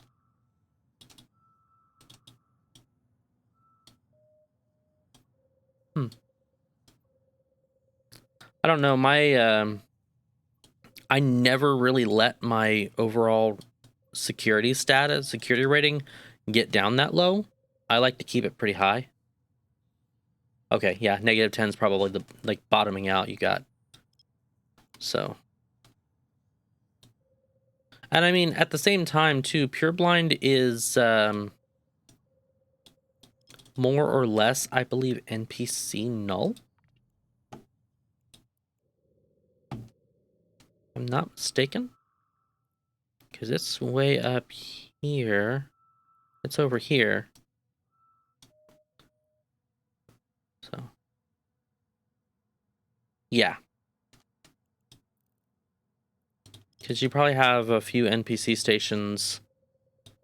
Actually, I know we have a few that we used to dock at for staging when we were taking it in the early days. So, yeah, a lot of them. See, I haven't been out in Pureblind except once to drop off a Ferox. That's about as far as I've gotten. I think I dropped off a pod and a Ferox. And this is another data site.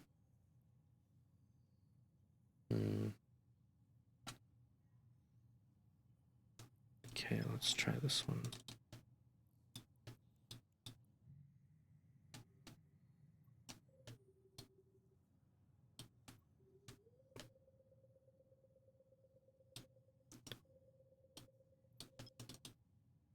Probably the best thing about EVE Online, or one of the better things I think, is, you know, we can have like 30,000 people, 40,000 people logged in or accounts logged in at any given time, and wormhole space can be just deader than dead. Because they're all in high sec doing their hauling or low sec or whatever. it's kind of hilarious. It's kind of just the irony of wormhole space. It's the most dangerous because like there's all these features to keep it spooky, and yet a good like 80% of players probably stay away from wormhole space except maybe a day trip, I think is what it was. Maybe.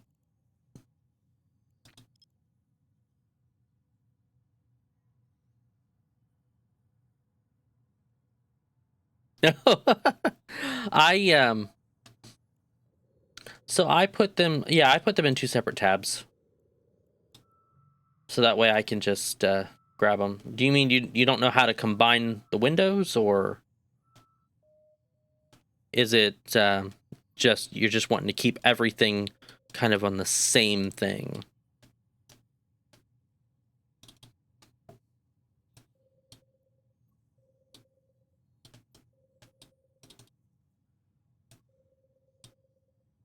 I have to bring that out. Oh.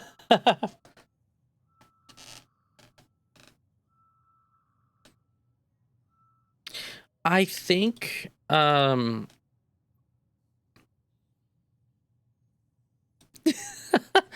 mean, I'm in a T1 ship. It cost me like 2 mil. So I'm concerned. But I'm also not like super like freaking out about it. So on one thing, it probably helps to point out I'm coming off of a high sec, which is bad.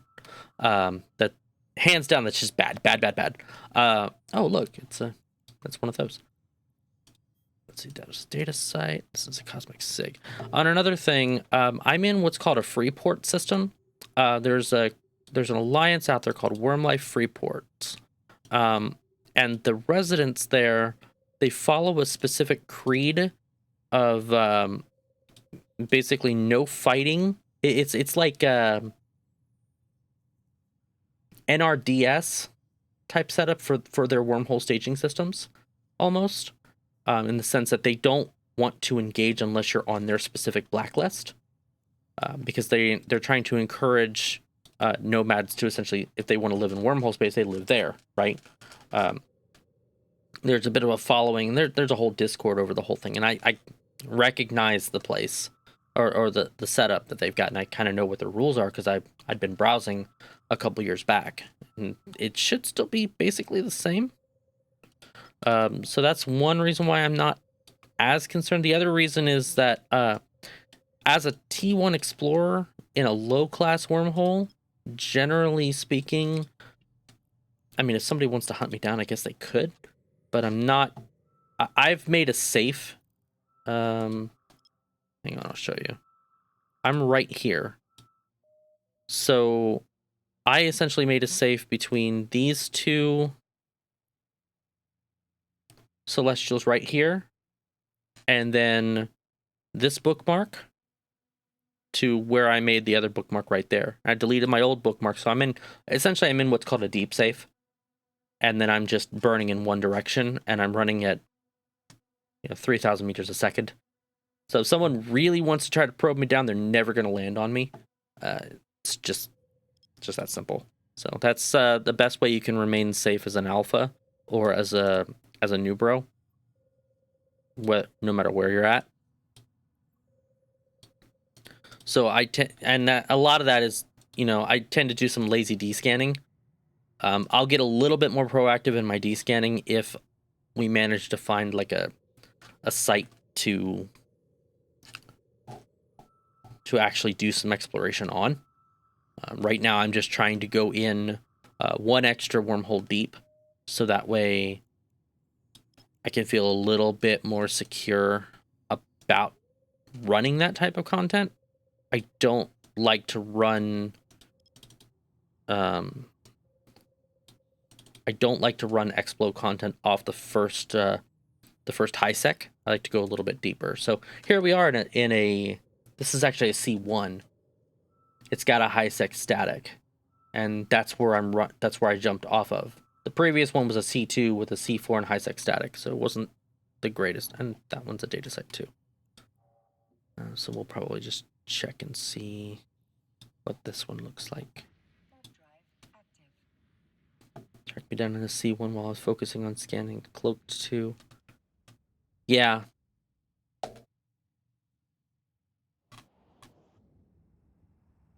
Yep, you can descan for probes. You can descan for ships.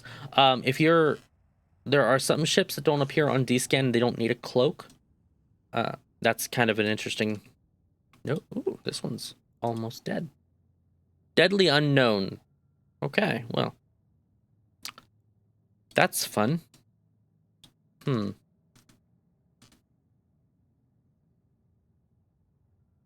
Well.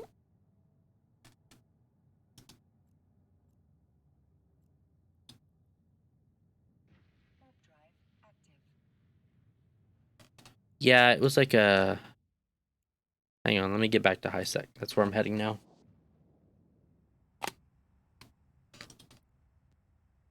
Because there are certain... Oh, expert system can unlock. Okay.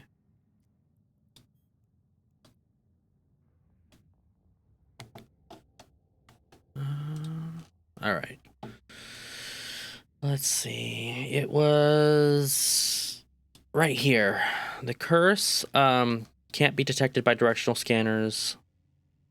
And I think that's the only, like, each faction or each race faction has something like that. Recon ship, a specific recon ship that can do that. That's the only one that I know of that does that.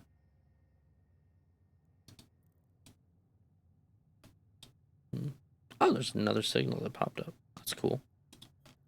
All right, let's just hop into the next system and see where we're at.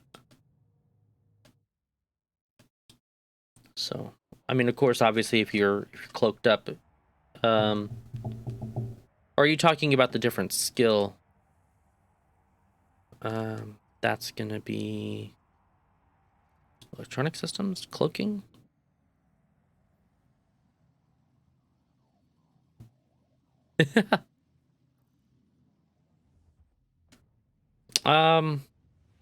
Yeah, the curse can be tracked down with combat probes. I would think.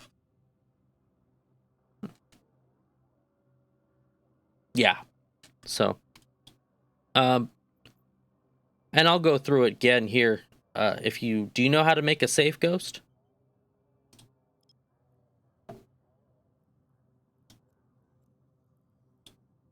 Like a safe bookmark?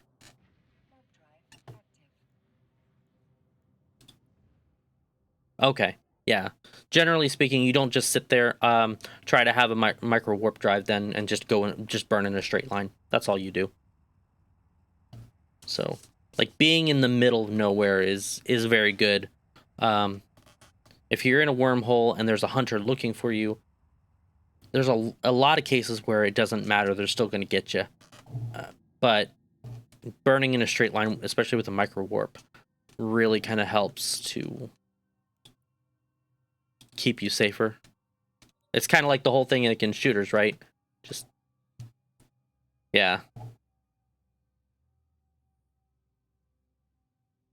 Well, yes and no. It depends. I've always kept my my map somewhat smaller. I never liked it big to begin with, so.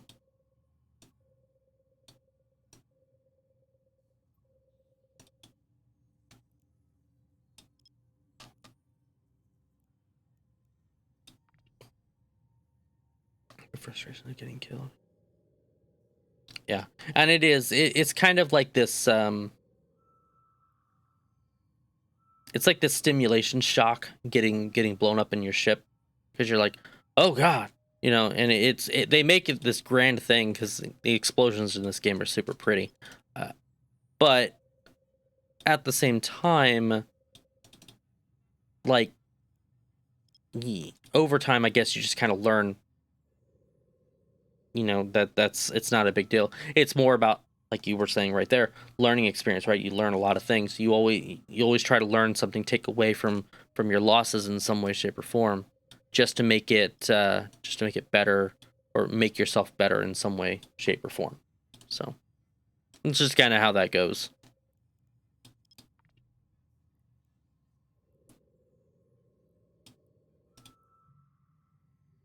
Myrmidon.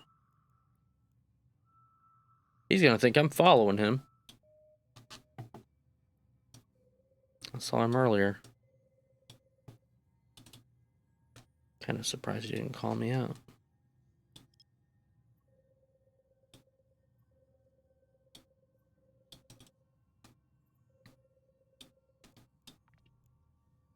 It's kind of half the fun on Eve, though, too, is you know, learning.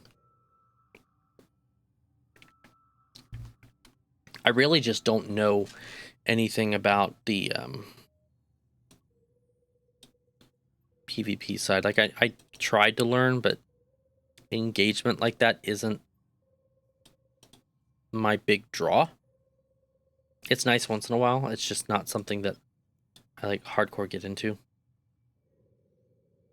So, one thing you'll learn though, if you do any more wormhole jumping, Ghost is, and for anybody, is that it doesn't actually matter, kind of like what you're in or what you're not in.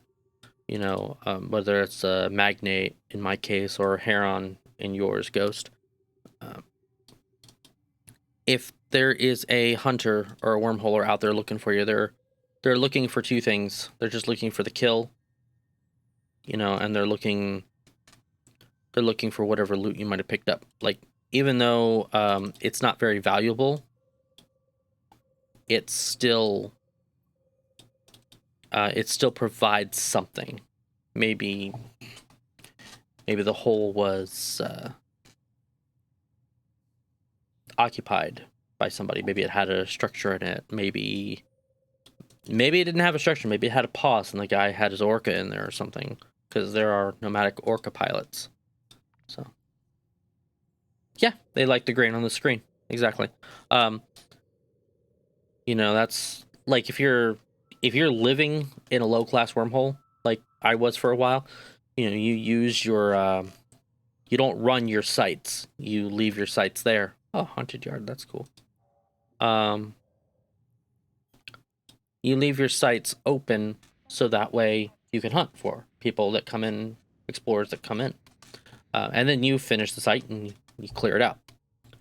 So that's really kind of it. It's just about like the setup and the ambush as opposed to anything else. I've done that a few times. I did it to some miners. Decided they were gonna mine some rocks. I managed to grab a, what was that, a procurer once. There was a venture. A guy was running a venture and a procurer, and I almost had his procurer destroyed before he realized what was going on and warped off his venture. I was in a Stratius at the time. It was pretty good. I mean, that was pretty good for me. He probably wasn't too happy. You know, it is how it is. Yeah, have some chat. Yeah.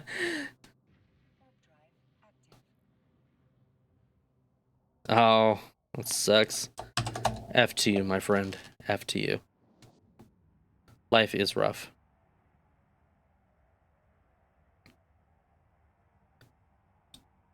It's why I'm here, trying to do better and be better.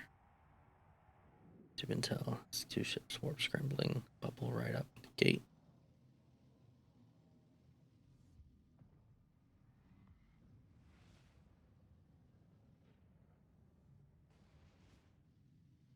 Oh,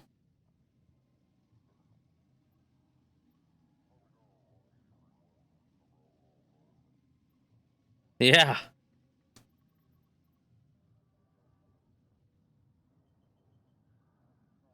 They warp scrambled and they put up a bubble, huh?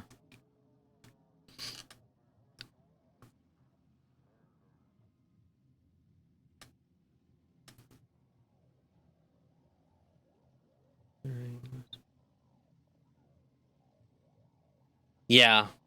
I mean, the kind of the good side behind that too is Vexers aren't too bad unless you were in a VNI. If it was just like the Vexer 1, which is what I think you would have been in as an alpha, I mean, it's still pinches, sure, but yeah, riding ships, you know, they tend to be a little bit more, sometimes they can be a little bit more blingy, so sometimes they can drop decent enough loot. And of course, again, the kills, right? That kind of thing. But man, good stuff.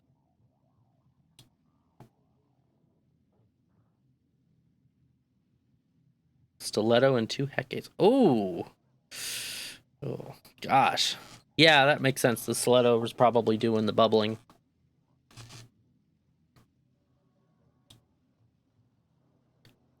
Let's go to... Let's just warp bear.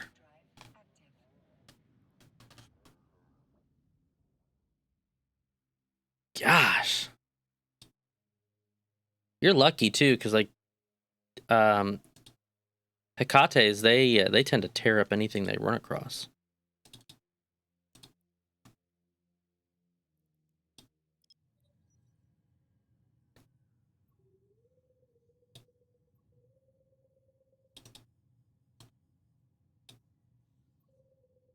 Let's see if we can just get hits by doing this.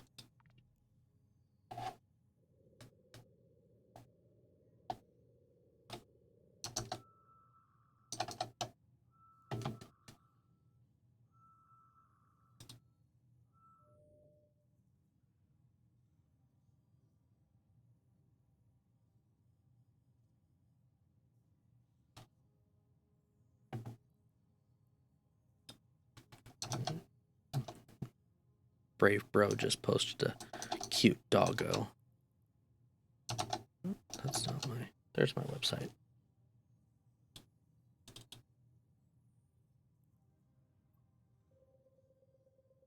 Let's see here. Combat site, 2 other cosmic signatures. Let's grab that one.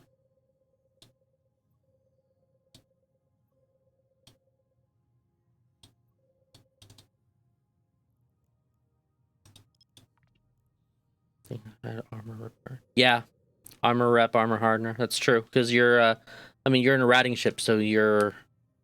It's not buffer tanked. You're active tank essentially, which you have to be in order to fight the rats usually. But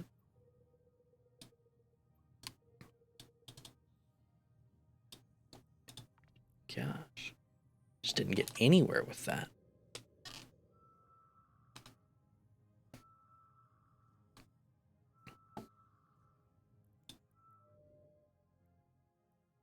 Okay, another relic site.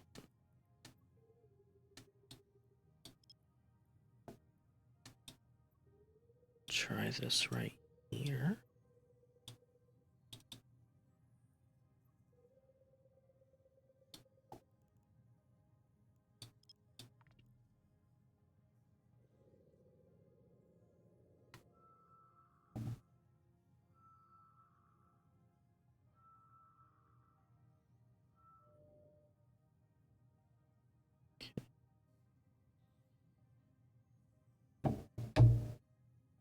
Another relic site.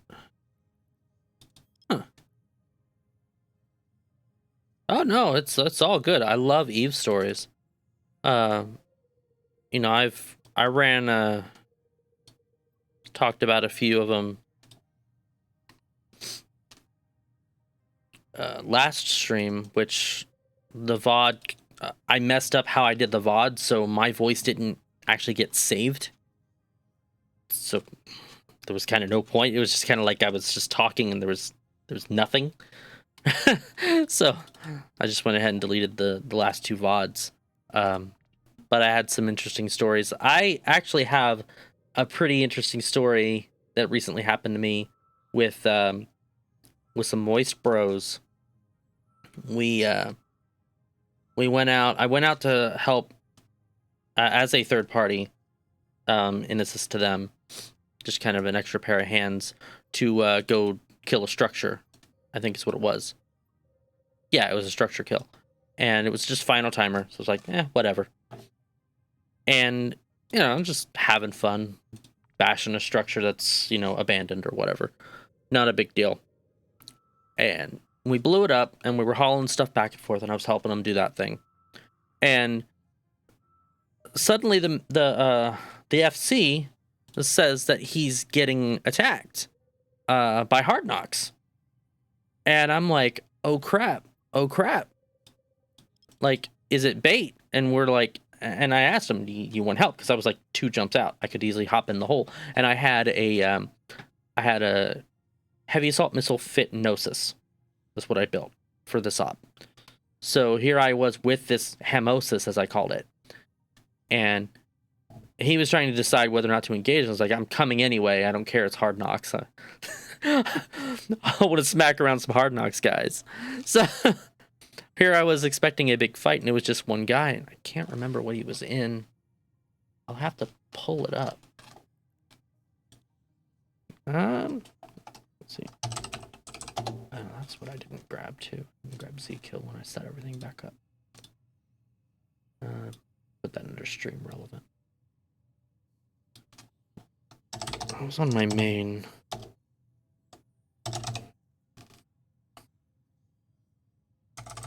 There I am.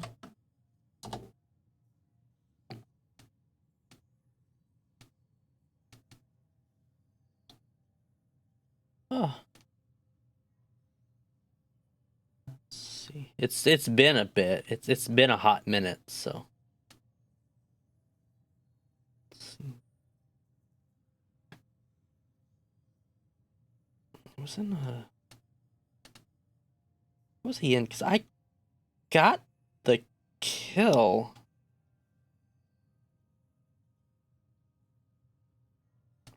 I believe I did. Because I was really surprised about it. Yeah, here we go. It was, it wasn't an expensive ship. It was 400 some odd mil. And, it was an Astarte. That's why. That's why we were thinking it was bait. And, I don't want to flip over my screen and outs the poor guy, but you know, it was a fun encounter. There was just a couple of us, and I'm sitting there just firing away. Yeah, Vex on steroids. It was going at it. He was trying really hard to kill our FC, because our FC at the time was in what is that? Maelstrom? Yeah, okay. And I was just in a Gnosis, so it wasn't like I was in anything like super duper amazing, but yeah. Now I gotta ask where. Oh, that's right. I lost that Tempest back in February, because no, that was the enemy. I was just a part of that kill. Okay. It was right there at the top. I was like, what? Yeah. So yeah, it was a fun time. Like, we were just sitting there hauling out our stuff, and then here comes us a Star Day, and you know, we were thinking his buddies were like right around the corner, and he was just all alone looking for some easy kills. So whatever. And instead, he became the easy kill. There's only 3 of us. It was me and the Gnosis.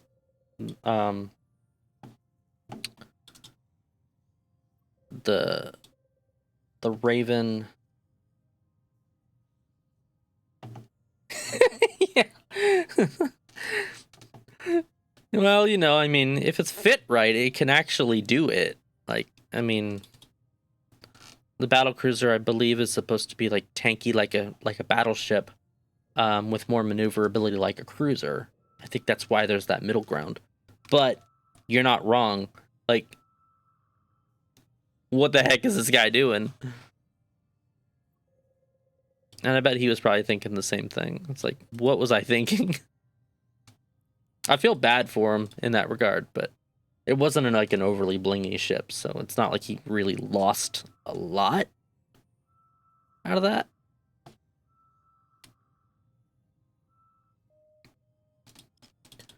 This does not want to scan down. But yeah, if you, as far as how things go, like around here, Ghost, and stories and such, I usually try to cover, some Brave News when, the Brave News Network print edition releases, which could be at any time. It's usually, like, I usually cover it on Thursdays just because that's when I've been streaming. I'll try to cover some CCP news. Hi, Loki. That's just another data site. Wow. So anything like on the CCP boards that everybody sees anyways. Let's go there.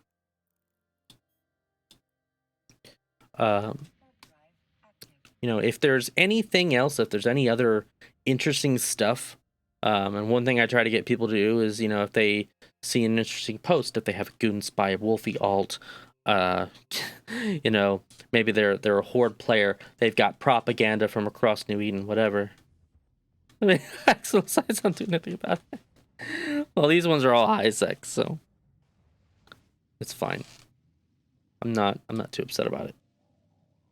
But you know, to email me, I've got eclipse.frontiers@gmail.com, and that's essentially the stream, the content email, if you will, the content cacher. And that way, you know, I can kind of go over it if there's any kind of interesting stuff. Here we go. A couple more sites.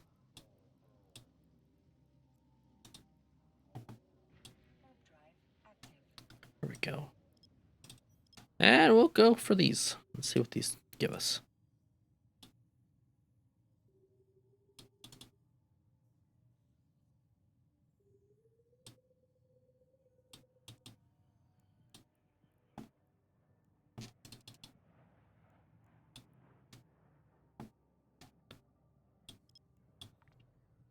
Keep my ears around poking. Okay.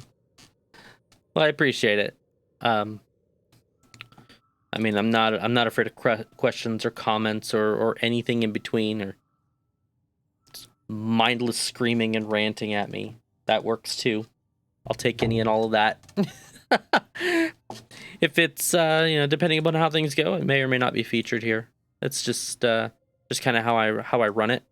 But generally speaking, I will go for battle reports if I can find them, which I haven't as of late. So that's kind of disheartening. But usually it's like EVE articles, so articles from EVE Online, the Brave News Network print edition, of course. If there's any battle reports, absolutely, I'm gonna probably be going over some of that, just because, you know, battle reports are always super interesting stuff. Yes, another site. I'm just gonna build a ship just around running some of these sites. I think that might be what I do, is just go to Samela and just go back and build a ship to run those sites, because wow. Go into a low-class wormhole, or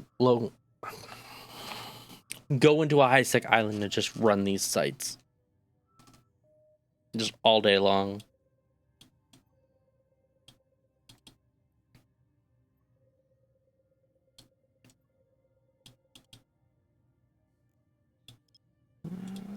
Two. Yeah, they are. But here's the thing. After 10 of them, just like any other site, you still get the escalation. The escalation is not. The escalation can be pretty decent. A lot of times I think the escalation leads you into low sec, which is a bit more dangerous. But those can generally be worth it, especially depending upon what kind of loot it might drop.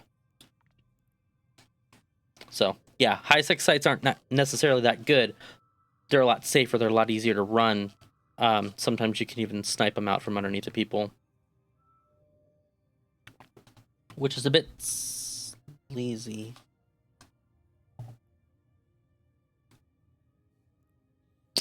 I'm going to take that one.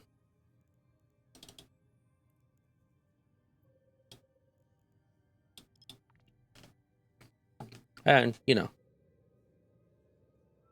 So, anytime you're running exploration content, if you run across a relic site that says Crystal Quarry, no matter where you're at, I would spend time in it.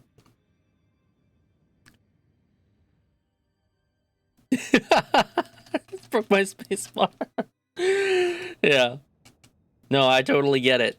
You know, I think I was poking, like the first time I was poking around in wormhole space a couple years back, I was just kind of like, oh, I'll go for this one, I'll go for that one.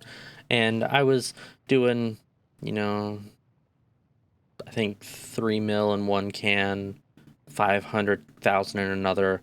And then I ran into some kind of archive thing that said it was worth like 80 million. And I was like, what? And there, all of a sudden, out of nowhere, I had... What are you doing? Don't run away. Stop. And there, all of a sudden, I had like 100 mil in my cargo. And I was freaking out because I was like, oh no, I've got all this ISK. And I'm still in a wormhole. Nope, not that one. There we go. Okay, this isn't really worth much. That's okay.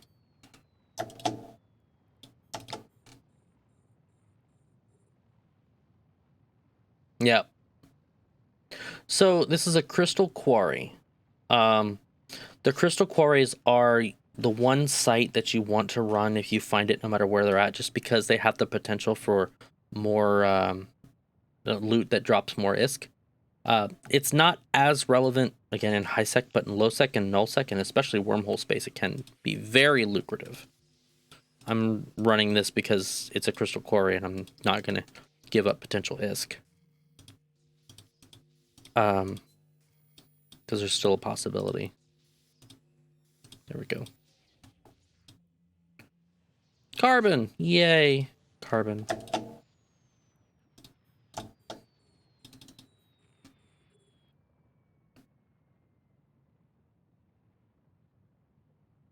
No. In a pirate site, there aren't any rats or anything to shoot. So I don't have to worry about trying to, like, defend my ship. Which is good, because I don't have drones or weapons on this particular ship. Oh, wow, that was quick. Yeah, this isn't going to have anything. The debris isn't going to have a lot. Their payout cans are usually significantly lower. That was worth a shot, regardless. Oh.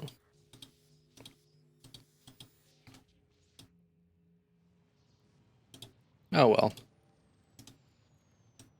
I mean, a logic circuit, so it's really not that bad. And 1 million, so we've almost paid for the ship. Probably could have done... Yeah, now might actually be a good time. I can...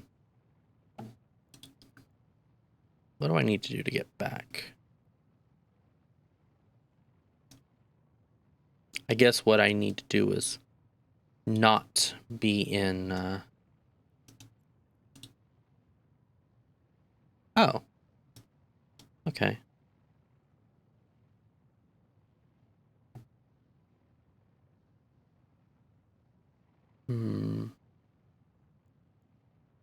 Let's check the route.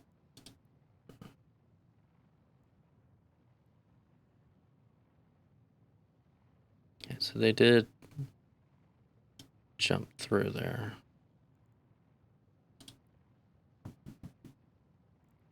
There were a few jumps recently. Which makes sense, because we're in a...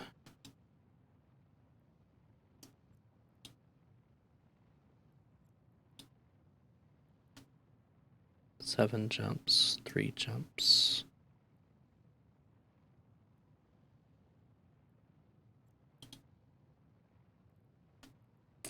Oof. All right, I'll probably just dock up here for now. It'll be fine.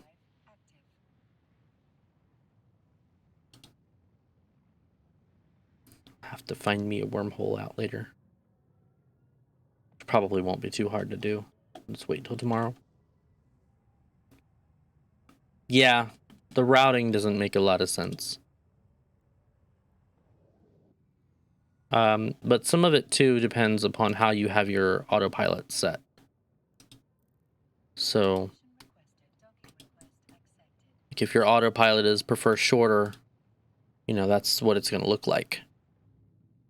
You know, it's gonna kind of shorten up that route. I don't personally understand why they think sometimes that like going, and I don't think it'll be here, but like I've seen sometimes where it's maybe better to do, like, let's say it's not this straight of a line, right? Maybe it was actually quicker to do one less jump here and then jump there. And even though they're kind of the same distance, for whatever reason, it just side skirts that and goes what looks to me to be the longer route. Makes no sense, but it's how they do it. So, Austin Gale. Oh, that brings back memories.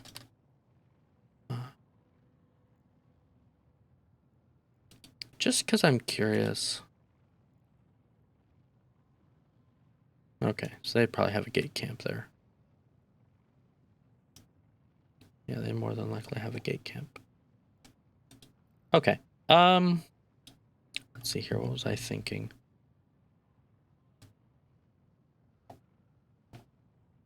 Choose safest instead of doing 4 sketchy jumps. How about you do 700 jumps, which increase your risk? Yeah, that's very true. Very true. Let me show. We'll go to Nullux right guide.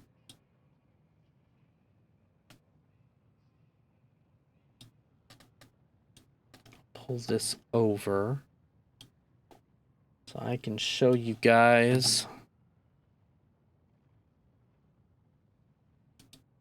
Oop, there we go. Okay, so as far as like things to shoot in wormhole space, like for the sites that you scan, you've got, I'll do a C2 because I actually know those a little bit better. Anything that says forgotten, like forgotten perimeter gateway, forgotten perimeter habitation coils, those are going to be sites as you scan down, you see them, there are going to be rats in there, and those are what you actually have to worry about shooting you. And the unsecured are the same thing, but the unsecured are, like it shows data signature, and these ones are relic signatures. So that's kind of the basis behind that. Your loot at that point comes from the blue loot. So just like killing rats in nullsec gets you security or bounties, essentially, you know, you get blue loot, which you have to actually go and sell before you actually make the money, make the ISK. So that's kind of the basis behind that. Our Pathfinder today, however, took us all over the place. I actually might use this to go back, now that I'm thinking about it.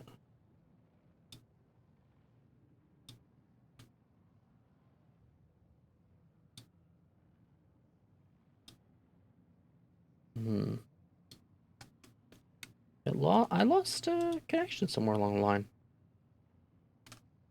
Not sure how.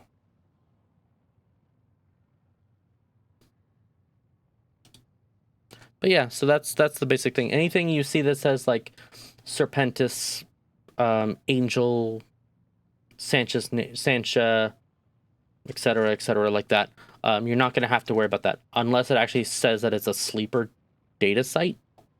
That's going to be a little bit different. That's not something I'm ready to cover yet because of how risky they are. Oh yeah, okay. Let's see here, I guess.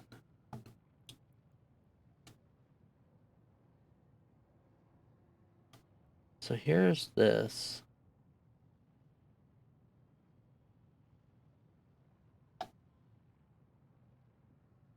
think it was a C2. We'll go there. See what we find, if anything.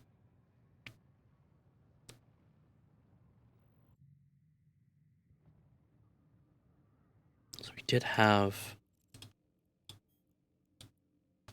Well, that's right. One of these was a free port. Which one was the free port? Oh, I forgot. I still had...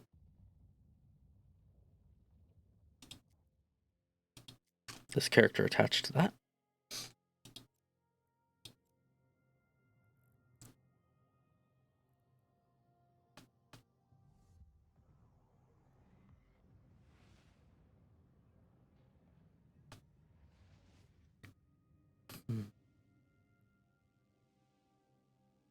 Oh, it was a low sec. Okay.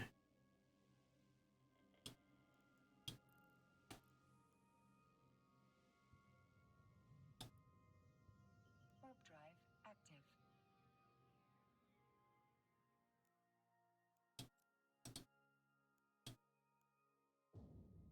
Yeah, the wiki.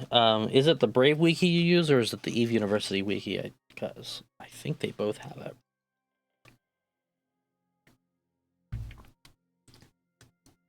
And Brave does a great job keeping up their services page.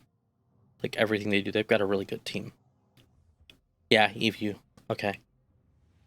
I don't think Spoopy has a specific list on that stuff, just because it's not. They don't focus quite as much on that as they do. Just running the combat sites essentially. But yeah, so generally speaking, crabbing in wormhole space consists of running sleeper sites or huffing gas. Huffing gas is going to be your best source for ISK, especially in the early days of wormholing. So, just depending.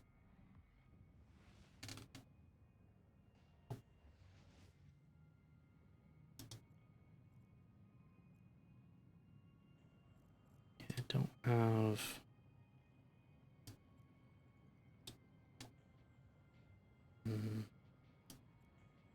See if I can find it. Because I actually don't remember which one it came out of.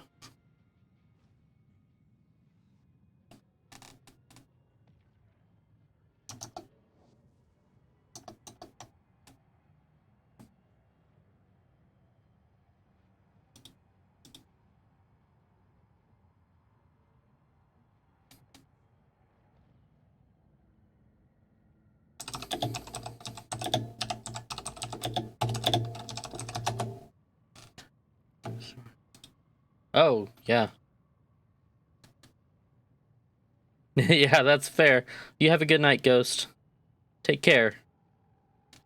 Definitely get that sleep. That sleep is important. This is going to be unknowns. This is probably that one. Okay.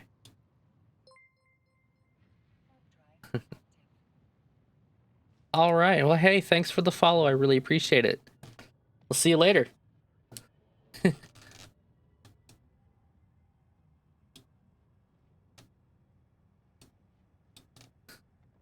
7-0. This is okay.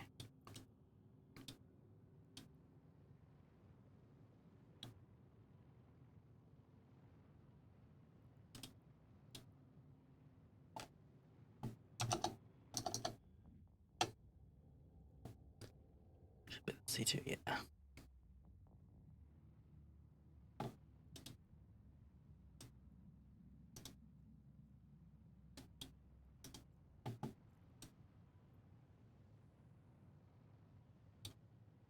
All right. Let's see if I can get back home through this.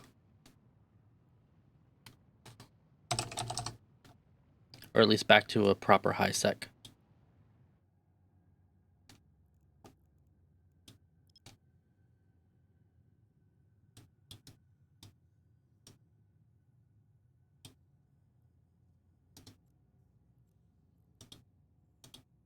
Warp drive active.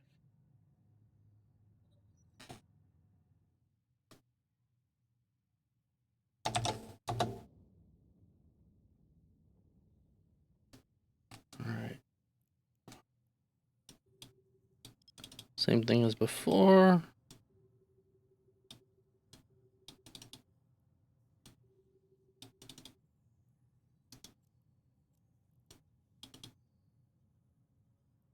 Warp drive active.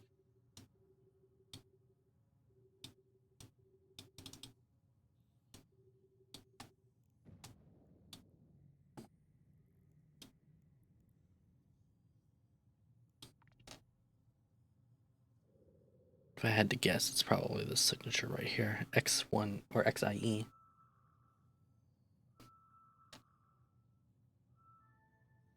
Yeah.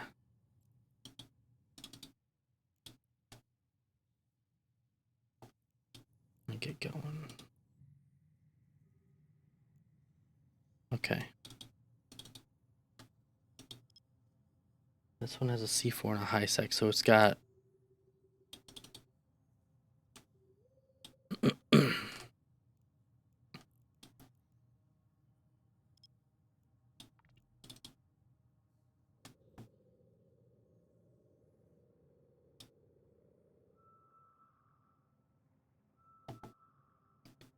Alright.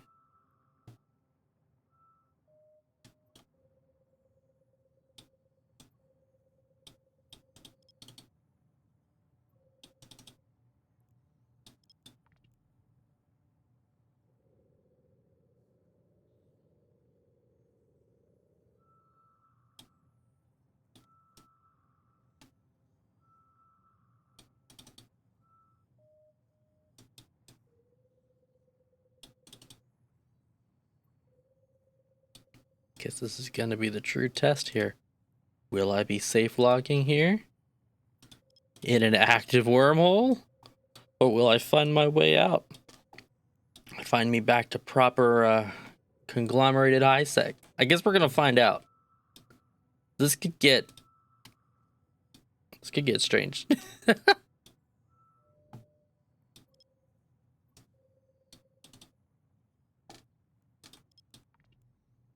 Okay, so there's one of them.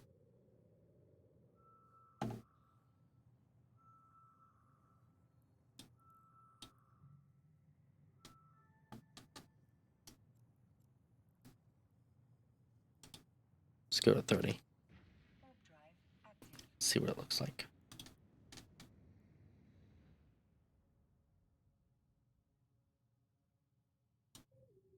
It's gonna either be where we need to go or not. It's gonna be one or the other. And I'm doing a dumb.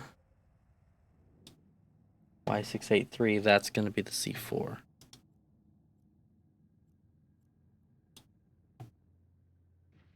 drive active.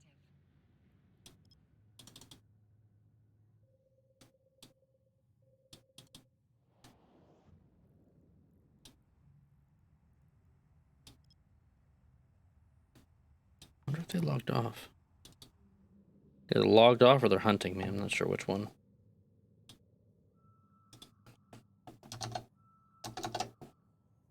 Those are C4s. 683. Good, this one's going to be an easy scan down.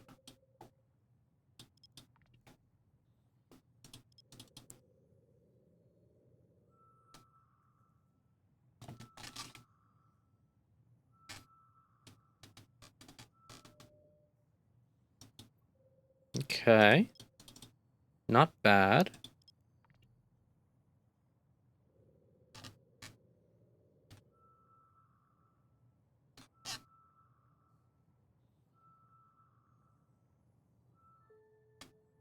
Oh, yay, I got another achievement. Alright. So this is going to be the one we're after. Warp drive. And I just sat there. That was dumb. I meant to fix that, and I did not.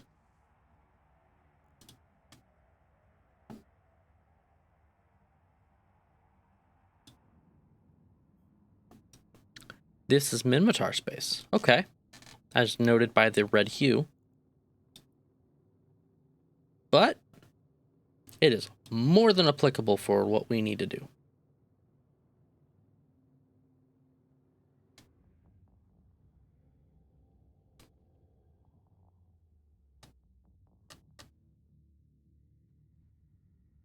All right.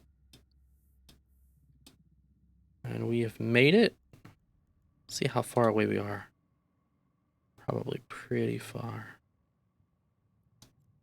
Yeah, we're 18 jumps, and that's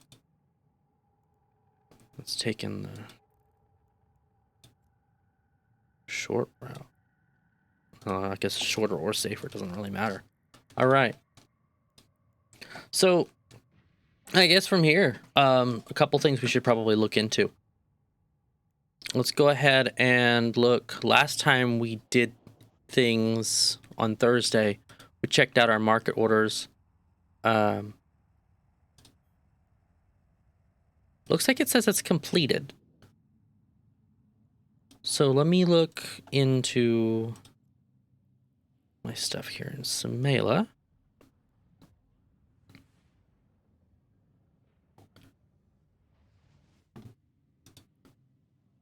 Warp drive active. I don't see it.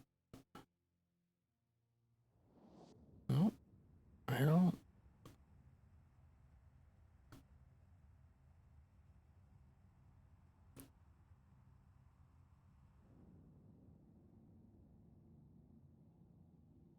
So either they didn't get put in there.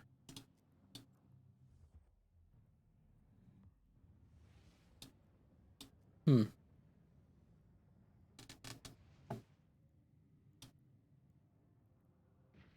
drive active. Okay. So chances are they probably didn't get completed.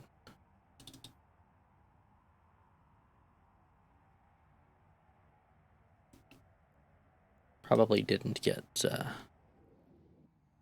up. And that's fine. One other thing we probably want to take a look at.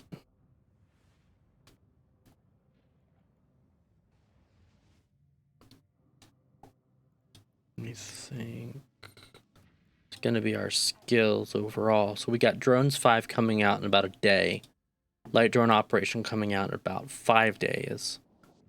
And those are going to be kind of important as an alpha, just so that way you can start using and utilizing your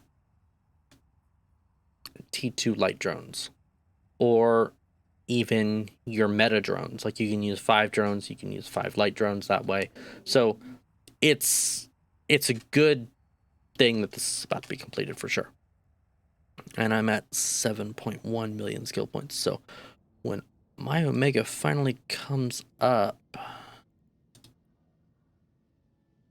on April 1st, April Fool's Day, go figure.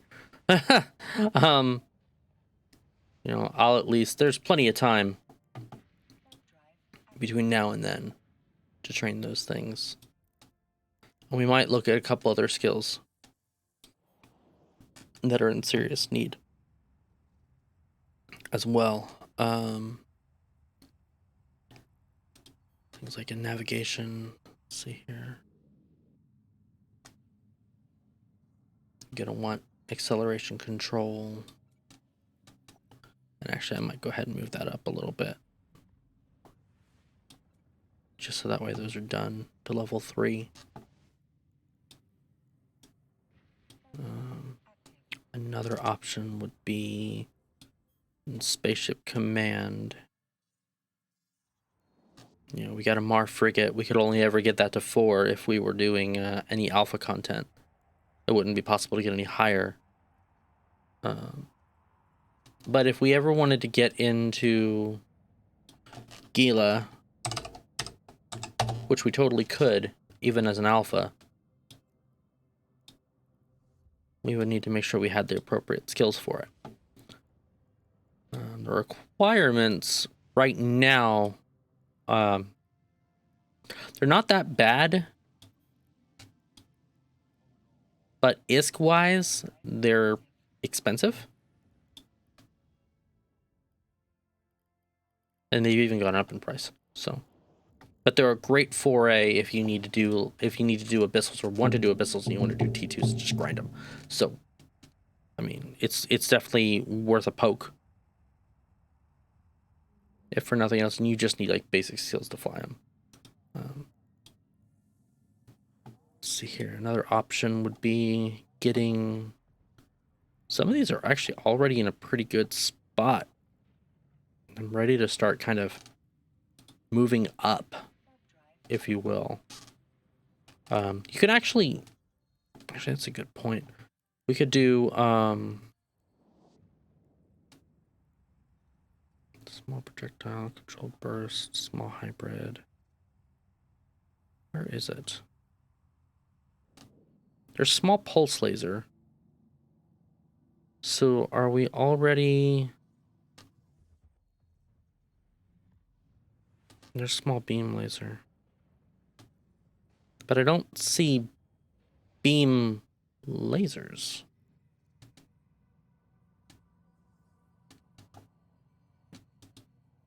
Pretty sure you gotta have those.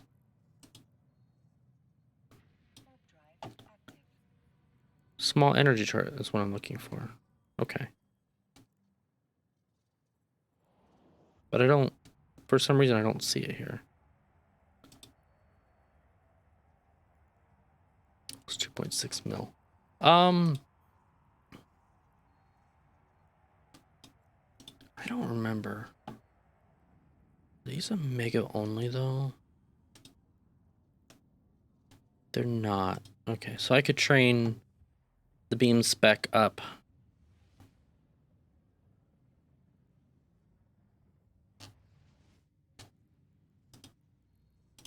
So let's do that.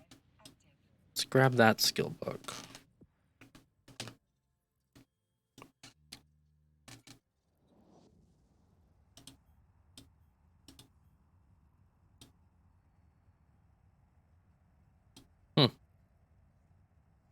Okay, I guess have prerequisites for just allows me to do that. Okay. I'll train level 3 after I get light drones, because it's not actually as important. The small pulse, however, is a little bit more important. And those we can grab pretty quickly.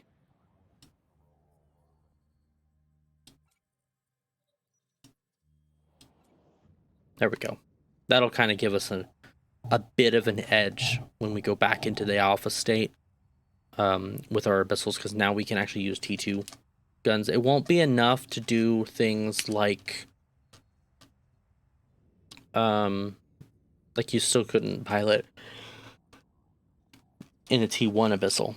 It's just not possible with that particular type of ship. Rockets. Actually wouldn't mind having rockets. We'll do light missiles because you do need light missiles.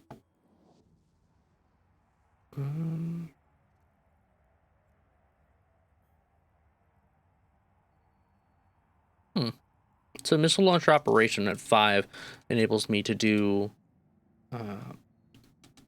Tech 2, ammunition, cruise torpedo.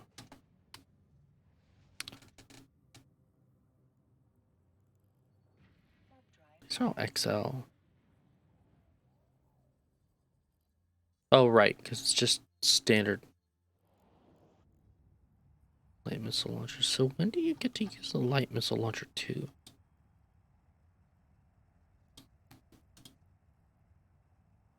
Light missile spec. Okay, so I have to have light missiles to 5, which takes 11 days, and then you can use light missile spec. Okay. Been a hot minute, but we do need to get those raised up as well. So since we've got time, let's get them up there. Same with rockets. Rockets can actually be a lot of fun. I'll put that in the front. I'll actually just put it like there. That'll give us a little bit something extra to train.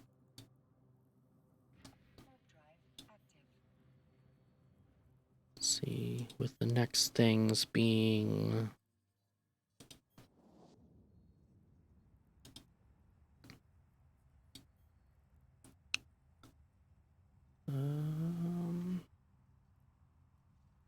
let's check the drone skills. We got medium drone operation, which we can now start training. We'll probably go ahead and put a little bit of time into that. Any drone boats we get that's going to be helpful in having, and I believe after a certain level that stops, because you can't train medium drones to 5 because you can't use T2 medium drones. I think you can only train it to 4. So that's actually worth it to drop right behind light drones. Drone interfacing, drone damage and mining yield per level.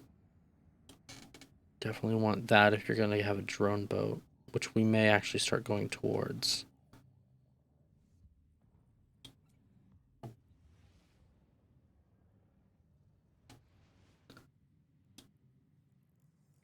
Warp drive active.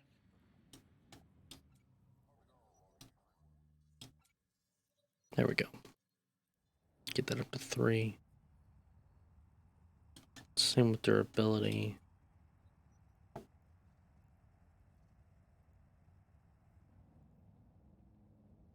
Sharpshooting will also need to go up there. There. That'll just kind of give us a bit of an edge for the future. Obviously, we won't make it to the 30 days. We'll probably make it to, let's see here, because this is 16 days, 17 days on its own. We'll make it to 7, 8, 9, 9 days. So, ish. 8-ish days. So, it'll be good. It'll be a good setup. But the only other thing being shields.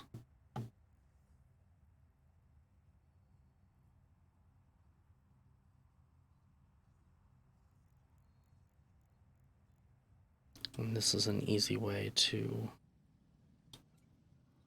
increase your EHP right here. So let's get that up to 3. There we go. Okay. And we are back in Samela.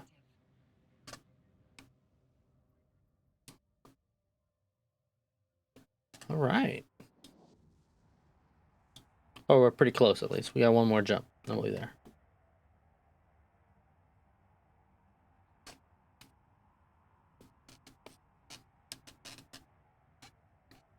So at this point, you know, I mean, we've kind of gone around the block in New Eden to look for essentially an ideal system. And if you're doing Explo, if you're doing wormhole Explo, sometimes you won't find that. Sometimes you will. It's kind of a game of patience and tenacity. You know, you hope that perhaps maybe you'll find that sweet system.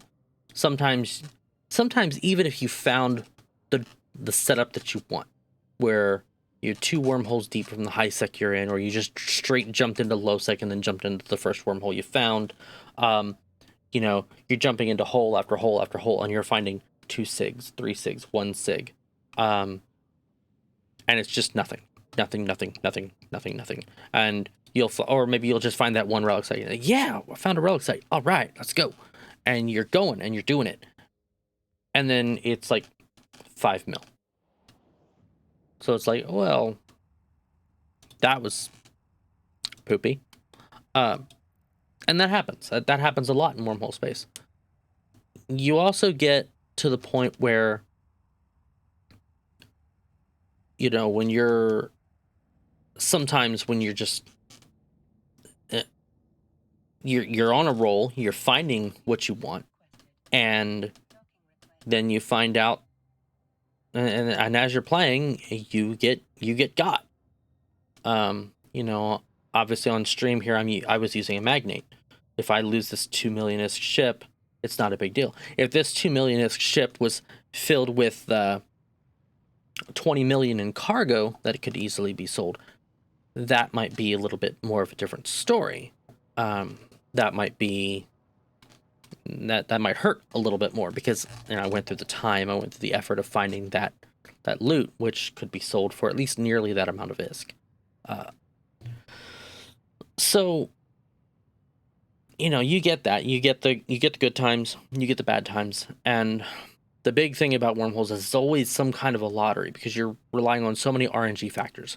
You have to rely on whether or not you find a good hole, whether or not that hole has enough signatures, whether or not those signatures actually are what you're looking for, and then you have to rely on what's in those signatures. So you find that relic set, you find that crystal quarry, and you wind up with only 10 mil in loot. Well, if you're in something like a magnate, that's not bad. That's 5 times the price of the ship. I mean, like right here, we're seeing 2 mil. So you make 10 to 12 mil, you're making about 5 to 6 times the price of the ship. It's not a bad deal. But if you're in something like an Astero or a Stratios, where you're putting about 200 mil on the line in this crystal quarry, you're hoping to run out with at least 50 to 75 mil. And if you're lucky, maybe even more. And you don't get that. That sometimes you only get like that 20, 30 mil.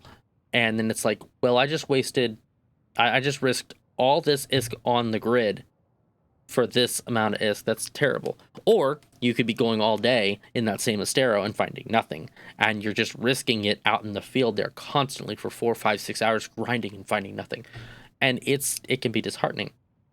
But it only takes that one time for that RNG to favor you, to hit you with that 80 mil ISK payout or the 100 mil ISK payout. And you get it to station and you dock it up and you send it off to PushX or whoever in K-Space, and they take it to JITA and you spend it and you sell it, and somebody buys it, and you're like, you got the green, right? And you're just super excited about it. And it's that thrill that explorers live for. That's what they go for. The hunters, on the other hand, they go for the other side, right? They're looking for that Heron. They're looking for that Astero. They're looking for that unsuspecting Stratios pilot like myself. They're hoping for the kills of those ships, because those ships provide valuable resources. You don't realize just how valuable your scan probe launchers are, and your scan arrays are, and your core probes are to a wormholer that runs PI and only huffs gas and occasionally gets a kill. They're super lucrative to them. Like it's just a little bit of side income for them, because they're getting most of their income off of like a gas site or something like that. That's just how it goes. And that's how it is in EVE. Sometimes you hit that massive payout, sometimes you don't. That's why, I don't think I could stress enough, as tempting as it is to get that scan. I'll show you. I'll show you this charge. Here's the core scanner probe. Here's the variations, right? You compare them. We'll do the warp speed, maximum flight time, the base sensor strength points, and those things. There we go. Okay, here's the core scanner probe. Space sensor strength is 40 points. The RSS, which is really expensive, is 45 points, with the sisters being 44 points, so just a step below it. Everything has the same maximum deviation and the same scan range increment, but it's those sensor strength points that everybody wants, because you're getting a ship, you're getting a scanner and scan probes, and the higher your scan strength, the faster you can lock signatures down. There are scan alts out there that can scan in like that under 2 seconds and hit it first time, every time. Like, it's so good. They're so good at their job. And it's like, when I'm on my main and I'm scanning, I'm pretty decent at it. I'll hit it within 1 to 2, 2 to 3 hits, depending. So it's not too different than what I've been doing here. Here I've been hitting in 4 to 5, sometimes 2 to 3, depending upon what the thing was that I was scanning down. But when you're doing some of those more advanced scanning techniques too, like the echo points where you're seeing the line in between two at the same point, or the ring echo, right? You're able to hit those a lot easier with those higher scan sensor strengths.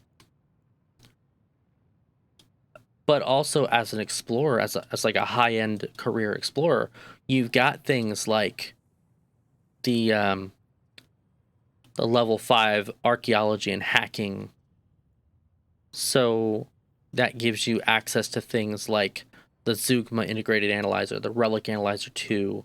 And the Zeugma, if you look at that, and I'll actually show you because they've got a couple different ones. We'll compare it to compare the 1, the 2, and the Zeugma. Okay, if you look at like their optimal ranges, first of all, the Zeugma is comparable to dot. Okay. Sorry guys, I gotta get going. Wife's telling me I need to head off. So we'll talk about this more next time. Y'all have a good night. Bye.